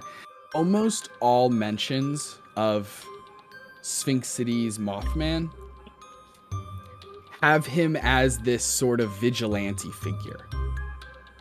But not like not outrightly. Like it's very interesting because it's a little cryptic, but it's like there was a person was getting in the middle of being mugged, and then according to one of the witnesses, not the Mothman Batman, appears. not Batman, not Mothman the cryptid, but Batman Mothman. Never heard of him. Yeah, this is Mothman. I don't know who that other person is. There's no Batman in Sphinx City. But Mothman, the cryptid, does seem to kind of operate in this weird liminal space of between justice and darkness. Always flying to the light. Yeah, guided by the light. All right. Okay, and you also read a quick article. There's not a ton of time because the two neighborhoods are so close to each other. The article, you read a little article about romance realtors. It seems like they're buying up all different kinds of properties, but it seems like some of the properties that they're buying up, every once in a while, they do buy up a property and kind of like quote unquote do the right thing. Do you know what I mean? Like they buy up a property that's having a lot of trouble financially, or something's going on with them. They're having like health code issues, whatever it may be. And they purchase it, become owners of it, and they fix it up and they revamp it. Okay. All of those things, so like put on this facade of being conscientious and being philanthropists and all that kind of stuff. But this periodical takes a closer look at that and kind of goes a little bit under the radar in terms of the fact that they have also bought up a lot of residential properties. They're buying a lot of big residential properties, huge apartment buildings, gigantic high rises and stuff like that. That seems to be a lot of what they're purchasing, and they're doing it very like under the radar, like very kind of sneakily. Okay. They don't want people to think about it. Exactly. Because the things that are making the most news are the good ones. The ones where it's like, it's very like all of those TV shows, like restaurant makeover shows kind of thing. Like Gordon Ramsay comes in and is like, this restaurant was shit, and now here it is, and it's so much better. Like that, that kind of vibe. So like that gets all this press, and they intentionally, their PR pushes out that a ton. And then they secretively are like, and now we're going to buy this 500 unit place, and we're going to kick everybody out and do all this stuff, raise the prices and and that kind of goes under the radar. Like actual gentrification. Yes. Trouble. Okay. 100%. So bad people. With that, you both head to Wrong Village. Now, Wrong Village is really interesting. Uland, you have a little bit of information on this just because even with your time as a former police officer, the police don't really go to Wrong Village. They sort of police themselves. This is a really interesting neighborhood that seems disconnected in many respects to the rest of the city.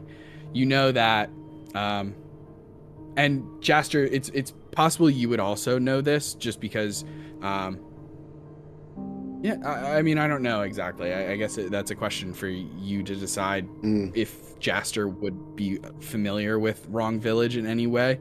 But like, there's a lot of, we're not going to get into super specific biological stuff, but like there's a lot of like half monsters who live here. So like, I guess you'll see.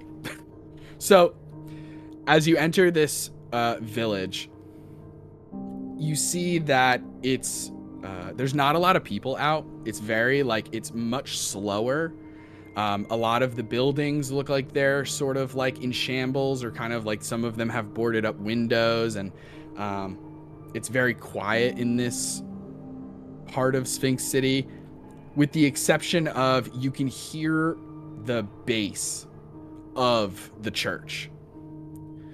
And at the end of this main road that kind of a lot of the buildings and businesses are set up on, at the end of that is an absolutely massive cemetery. It almost takes up like half of Wrong Village, is this huge cemetery called the Lucy T.B. Rizzoli Cemetery. So just like the name is just Lucy Rizzoli, and then in the middle of that are the initials TB. Yeah, just this super huge cemetery. You pass by one particular store that kind of stands out from the rest. It still has some lights flickering on inside and stuff like that. You notice that there's a lot of really weird and interesting. It's hard to push your curiosity aside, the two of you, just because of how like weird and kind of occult vibes and kind of like macabre and just like creepy almost. Like there's a lot of like things for sale. It's a shop, right? Mm-hmm. And it's called Madame Musk's. And you see just like weird things in the windows, like just all different kinds of odds and ends, and sort of like weird antique things that are in the window, and all different kinds of stuff. Let me have both of you make an Arcana check. That's a nat 20. It's a good die. Hell yeah. I got a 13. 13, nat 20. Okay.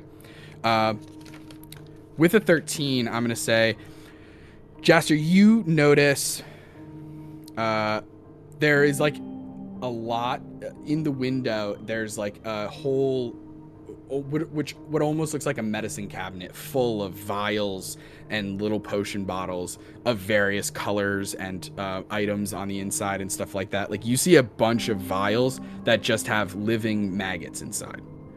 Like very creepy shit on the inside of this shop. Uland, you're looking at the same things, and you also notice all different kinds of stuff. There's an entire barrel full of leeches. There's on the wall, like in a glass case that's like covered in dust, you just see a black trash bag. It just looks like a hefty bag. And you pick up, and this makes a lot of sense because you have magical capabilities. There, a lot of these items are magical. Okay. Magic item shop. So a potential shop in the future. As you pass by that, knowing that you're trying to get to this thing, you need to figure out who T is and talk to whoever that is at the church. You eventually head to the church. Like I said, music is blasting outside. You can hear it, or it's not blasting outside. It's obviously blasting inside, but like it's so loud that you can hear it outside. You hear this like industrial goth music. Do you know what I mean? Like it's like that techno, but like very dark kind of industrial sort of vibes, and very heavy on the drum and bass part. Yes. Very much so. Yeah. As you walk up, you see that there are two bouncers outside who are checking IDs and stuff like that. There isn't a line or anything like that. It's like there isn't any people outside. You think that even though you got here when it's open, you still got here like what is considered to them early. Right. Like it's only like 9:30, 10 p.m. So it's still like pretty early for them. Both of these bouncers, you see two women dressed as nuns.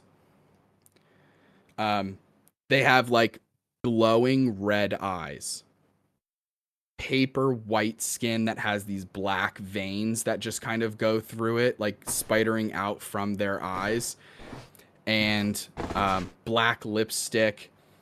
And they both almost at the exact same time, like the twins in The Shining, they both speak at the exact same time.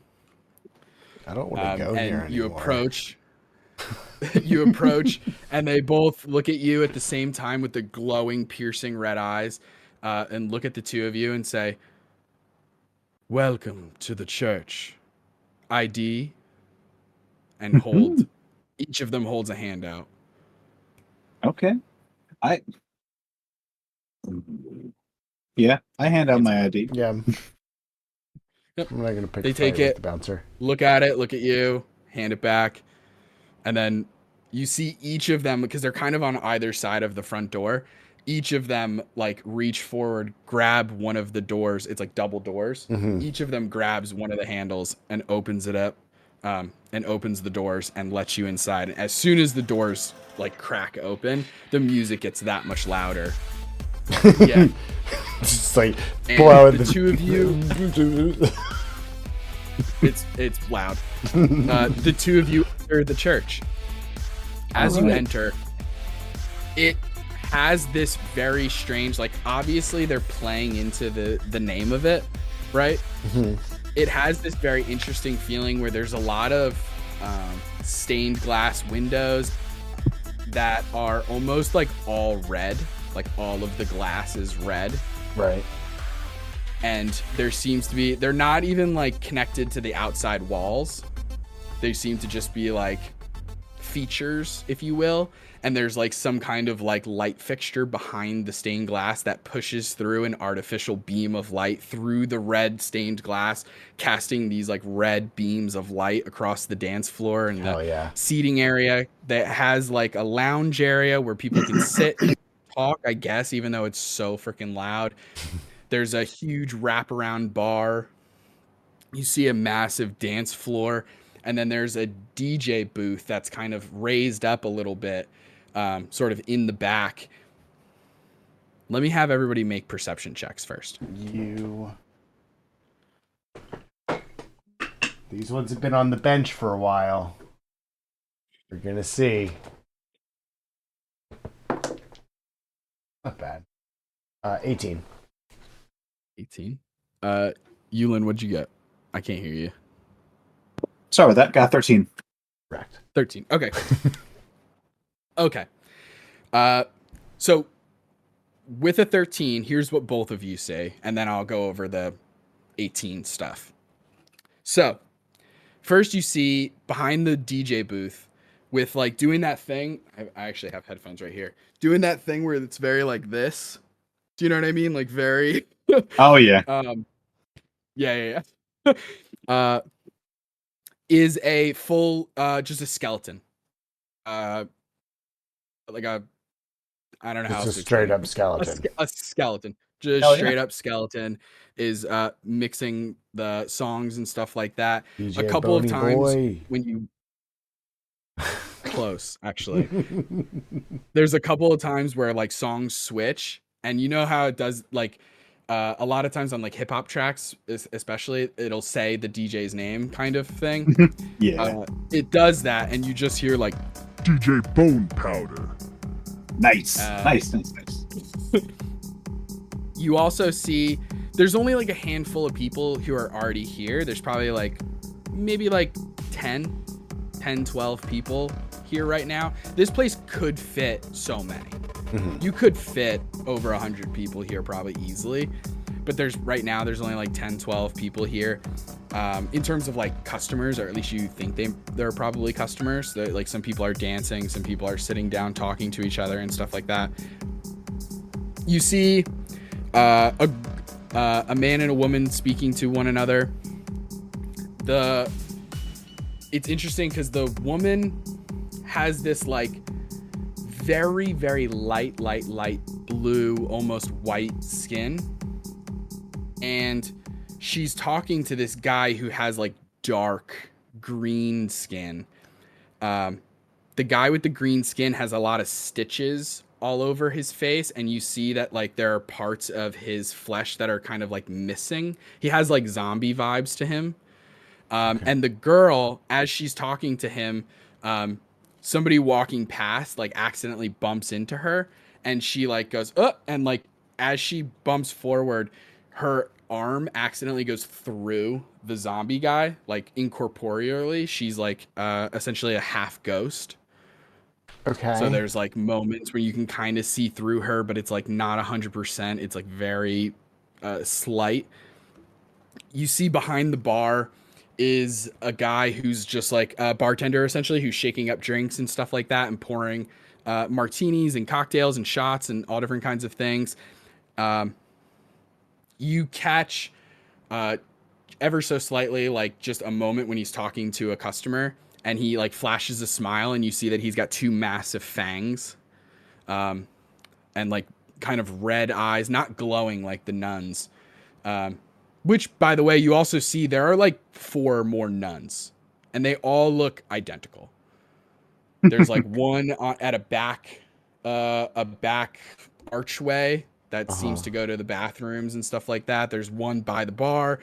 There's 2 standing by a staircase that goes up to a second level. And then you also see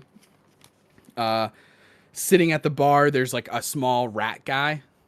He's just like a were-rat who's just like living in the lycanthrope hybrid form kind of thing, and is just like sitting there drinking a martini that has that's red and then has like a like a floater at top kind of thing, like just clear liquid at the very top of it. And next to him is a sort of like harpy woman. She has like her arms are like wings and hands, like kind of like a bat in that way, where there's like hands like with fingers and stuff like that, where she can like grab a glass, but also like there's feathers coming out of the forearms and stuff like that. She has like massive talons for feet, but then other than that is like mostly humanoid.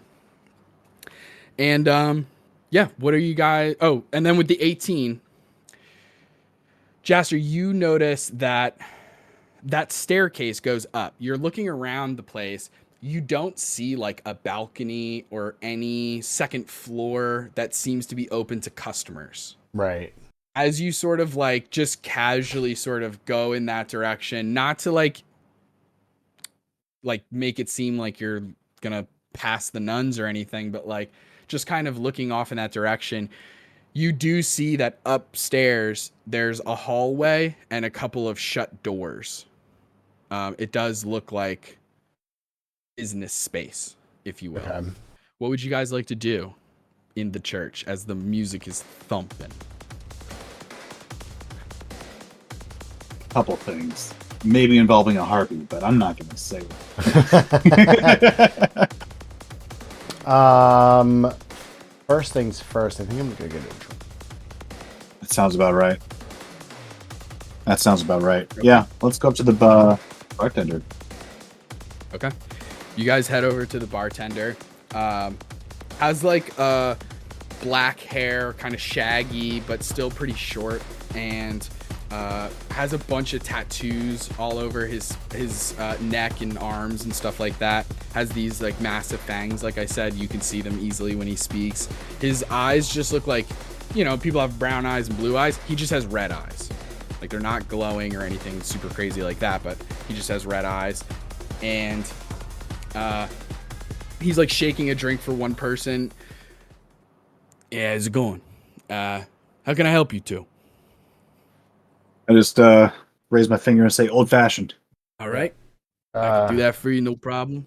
I'll just do we have specials too. We have house specials if you are interested. We got the plasma martini, we got the frankincense shot, penicillin, and Bloody Mary. It's not what you think. Which one? Oh, I meant specifically the Bloody Mary. 'Cause Right, people are gonna think that it's just it's tomato just a juice, regular vodka, bloody- and shit, yeah. But But it's not. That actually, if it's not, that sounds pretty gross. I mean, It's not. blood. That's what Okay. you're thinking. The Okay. plasma martini is blood. Well, plasma specifically. Right. It's both, I guess. It's a blood martini with Sure. a floater of plasma. Sure. I think I'll just do a beer, my guy. Okay. I'm not feeling adventurous. That's the old fashioned. All right. Suit yourselves. Okay. He finishes mixing that drink, and then he gives you a glass of beer and mixes up you an old fashioned. All right. Uh, we won't worry about prices. Should we mention You pay that for them. everyone He here? charges you. So, Should you we? guys obviously I lean to have T. never been around here before. Why do you say that? Okay, it's kinda obvious. He smiles really big. He's like, yeah, you work here long enough, you get used to seeing everybody. It's kind of the same crowd every once in a while. So, hey, happy to have you and everything. I don't want to make you feel uncomfortable or anything. That's why I'm not pushing the specials. But I appreciate it. I'm Uland. What's your name? Uland, they call me Sang. Song? Sang. Oh. Fun fact: Sang is Korean for blood, because he's a Oh. vampire person. Oh, I didn't know that. That's fun. We're having fun Behind here. the scenes, how the fun DM here. comes up with names. Oh, beautiful. Ooh, Bing translate. Anyway, Goobing? All right. Is this a new thing? I almost fucked up. Got myself. You see somebody comes up like hyena person, like the equivalent, like in D&D gnolls are very common, right? As a Right. monster. You see a gnoll woman walk up to the bar. She kind of similar to the lycanthrope, the were-rat, is kind of like humanoid hyena person, essentially. Comes up to the bar, asks Song for a Bloody Mary. He goes, all right. Goes behind the bar, like mixes a couple of things together, holds the glass up to, like pulls out a mirror, holds the glass up to the mirror. His reflection doesn't show up in the mirror, and he just looks into the mirror and goes, Bloody Mary, Bloody Mary, Bloody Mary. And you just see like a phantom, sort of phantasmal woman's face appear, and just like banshee screams, and you see the glass like frosts over, and he's like, thank you. And then the woman's voice is like you're welcome. And he disappears back into the mirror, hands the glass to the gnoll woman who pays for it, and gets onto the dance floor. So we got the Mothman. We have literal Bloody Mary. We have... yeah. Now the drink itself, was it vodka and the tomato juice that went into it? No, it's just some random. Okay. Yeah. It almost looked like a Long Island iced tea. Fair enough. But just I might with try this one one of those. added stuff to it. Yeah, I might try one of those later. We'll see. Okay. Do we Do we know how to start asking about tea? I sure don't. Because I don't want to just be like, hey, who's tea? Yeah, so I did see that there's the business area up like that. Like I like kind of like vaguely like point my head like over there. There's like a way upstairs. Oh, yeah. That's the boss's office, and his not his partner. He works under him, but I guess his accountant has an office up there too. What are their names? What?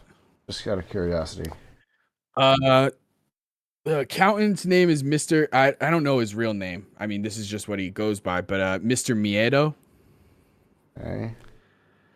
And then the boss's name is Trinculo. Okay. Okay.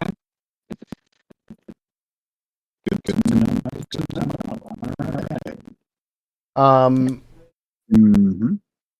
Okay. Is Trinculo here? Who is Trinculo? Tell me about him. Yeah. Them. Them. Sorry. Trinculo. No, it's all good. You didn't know. Yeah, Trinculo. I mean, they've always owned this place as far back as I can remember, just trying to provide a safe space for, us, and kind of like motions around to all of the sort of monster folk people. Mm-hmm. Yeah, just kind of providing a nice place for us to all hang out, kind of build community, I guess.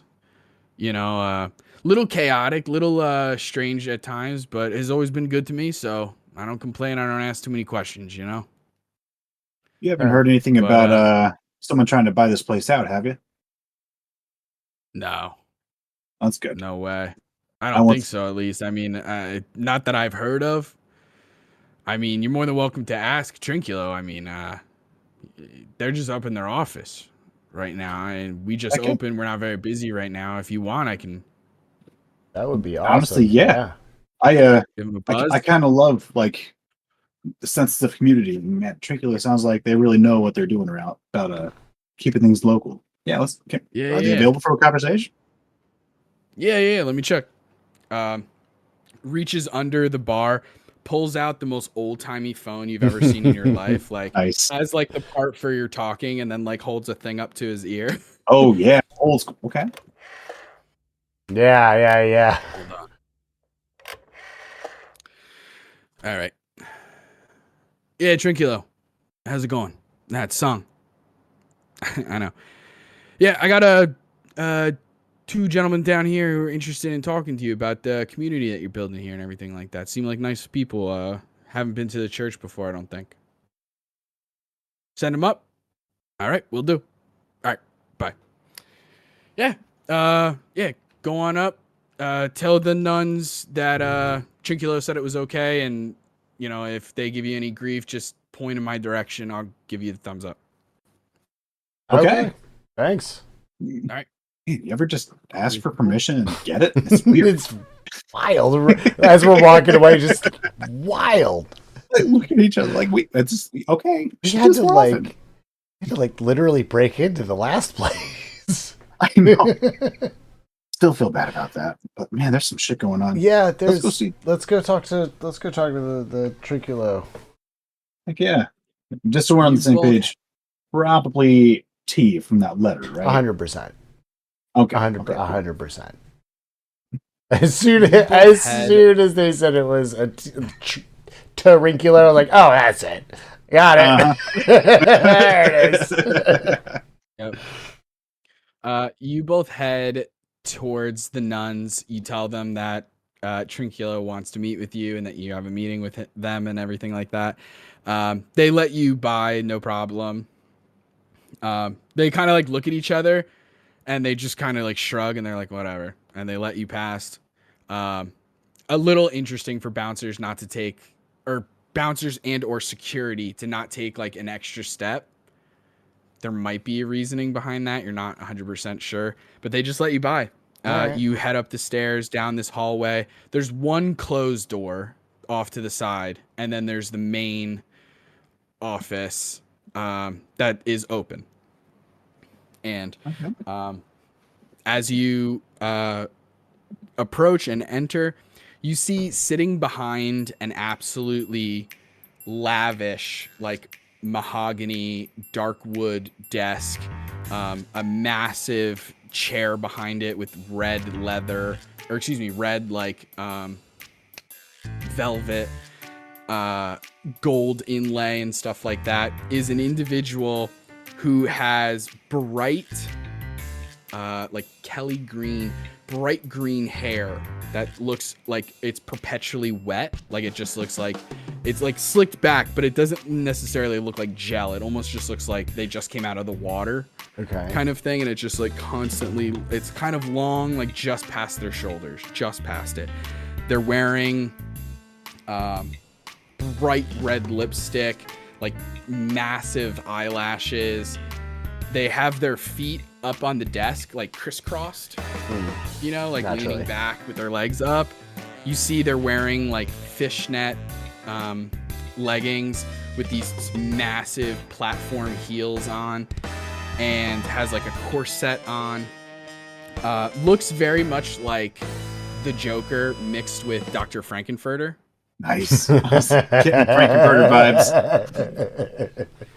And as soon as you enter, Trinculo stands up and says, "Oh, welcome. Fantastic. I can't wait to meet you. I've heard that there were some newbies downstairs. Please, have a seat. Have a seat." Sure. Oh shit, this is gonna be fun. All right, yeah, I'll take a seat. All right. Okay. So, what's going on? What do you want to know? My life is an open book. Not literally, but it can be for the right price. Mm. So, what's on your mind? See, anything you want to start with? Well, Gesture. we were by the zoo earlier and had a Ooh. bit of a run-in with Dr. Monotream. Oh, interesting. Tell me more. Did it involve some shenanigans? There were shenanigans that were had. I I died love shenanigans. momentarily, Oh. But you're back. but I'm back. Incredible. Oh, I see what's going on here. You've got a little bit of a deal going on with an archfiend. Anyway, Fiend. That can't be I the don't know reason you about a came. fiend. oh, You I seem think I pretty can tell cool. the flavor. Some of Shoot, fiends are my okay. best friends. Okay. Yes, a particularly chaotic one seems to have their grips on you. Jeez. Shame I couldn't have been there, but it sounds delightful. Yeah. Are you aware of some of the other stuff that was happening over there at the zoo? Maybe. Uh-huh. Perhaps. What do you want? We want info. What do you want? I just cut the bullshit straight to it.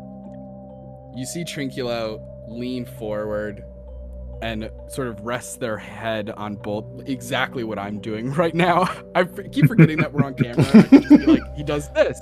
Or excuse me, they do this.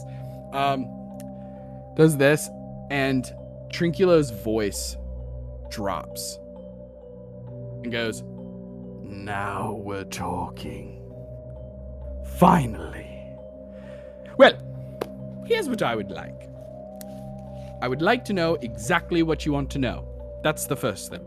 Second thing is, I want to know what your greatest fears are. Let's start there, and then I'll tell you about the time that I blowtorched someone's kneecaps off. Because he looked at me funny and I didn't like it. Okay. Who Rather wants to go first? Okay. My fear? Yes. It's almost embarrassing to say out loud. No, come on, I promise I won't laugh. And they go like this, and you see an actual zipper zip their mouth closed. Jeez. Wild. All right. Absolutely unhinged. Dying alone. Amazing.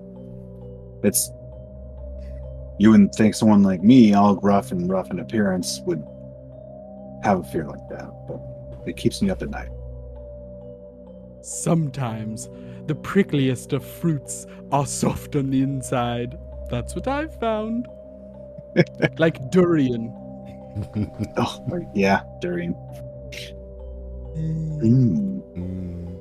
I've never had What it. about you, goblin friend? I'm Jastor, by the way. Pleasure. The honestly biggest fear, gored to death by zombies. Oh, interesting. A little bit of spice. I like it. All right. Well, that gives me lots to think about. Anyway, okay. So you've told me your greatest fears. I really appreciate that. I can tell you're telling the truth. So, what is it you want to know? I want to know how to bring justice to this town. We know some shenanigans are going on. We want to know who's really pulling the strings.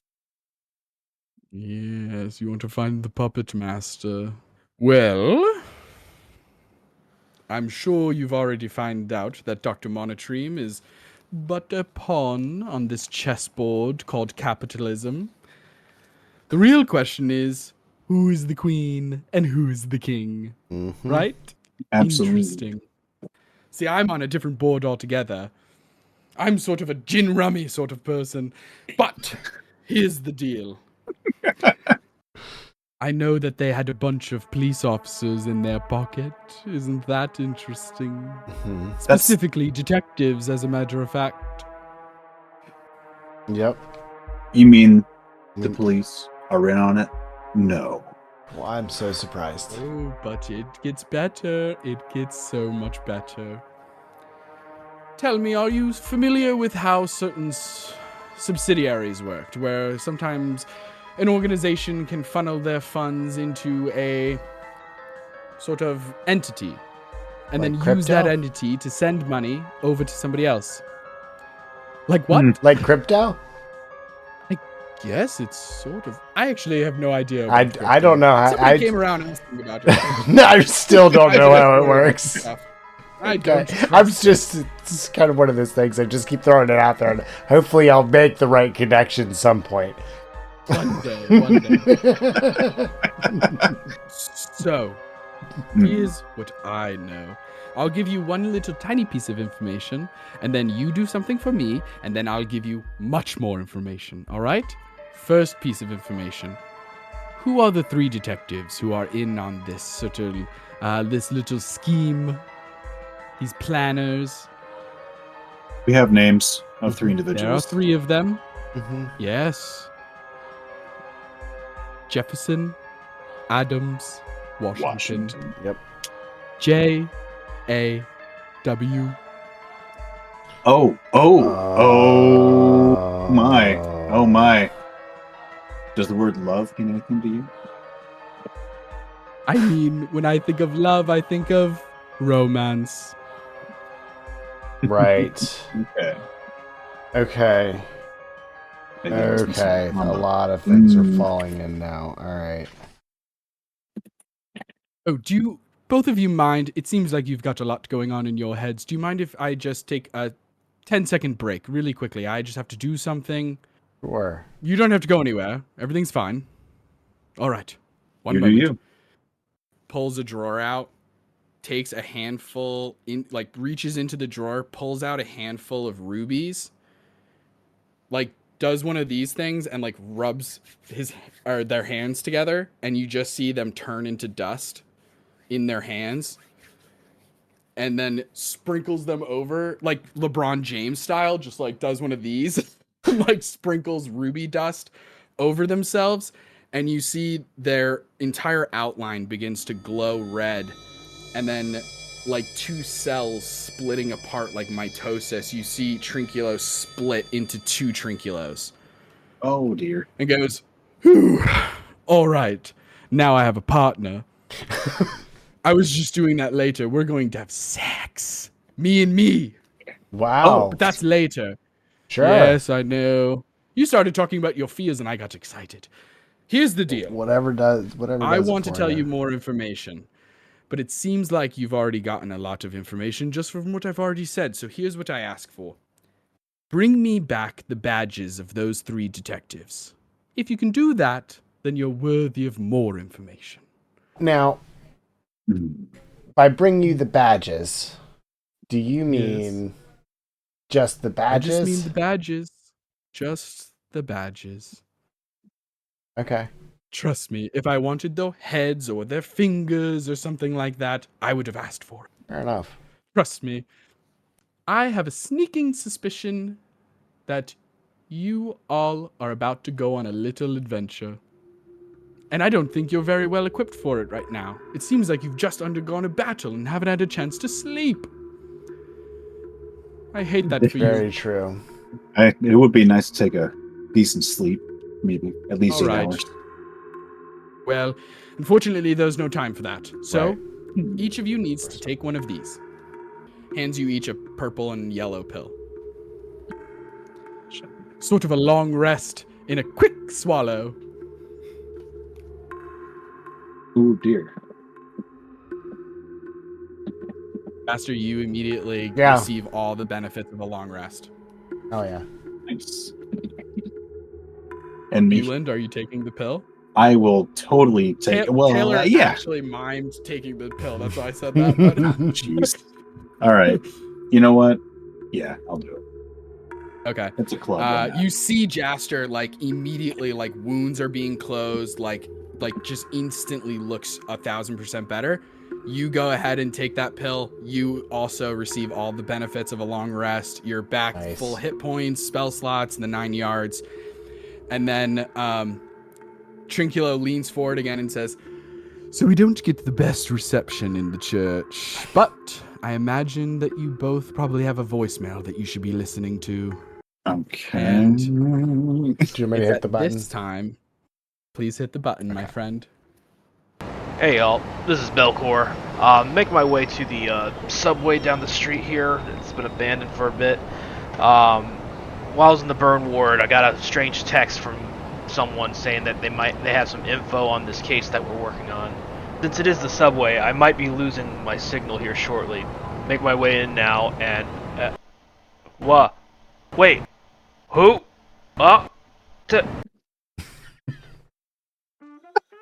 And that's all for this week's episode of Sphinx City. Yo, Oh let's go. man. All right. Oh man, getting to hear Belkor's voice just brought a smile to my face. Brilliant, right? I was very happy that Dale was down to work with me on that. That's kind of fantastic. Thank you for that. Immediately sent me so many drafts of that exact message. It's good for that. But very good for that. Well, gang, I hope you all had an incredible time watching the 3rd episode of Sphinx City presented by Soyouwannabeadm. You can find us everywhere that you find podcasts. We also have a Patreon. We have a TikTok and Instagram, a YouTube. We obviously have a Twitch. Feel free to follow us and be a fan. Join the gang everywhere that you can. Tune in next time where we can figure out what the hell happened to Belkor. Bye! Bye, everybody. See ya.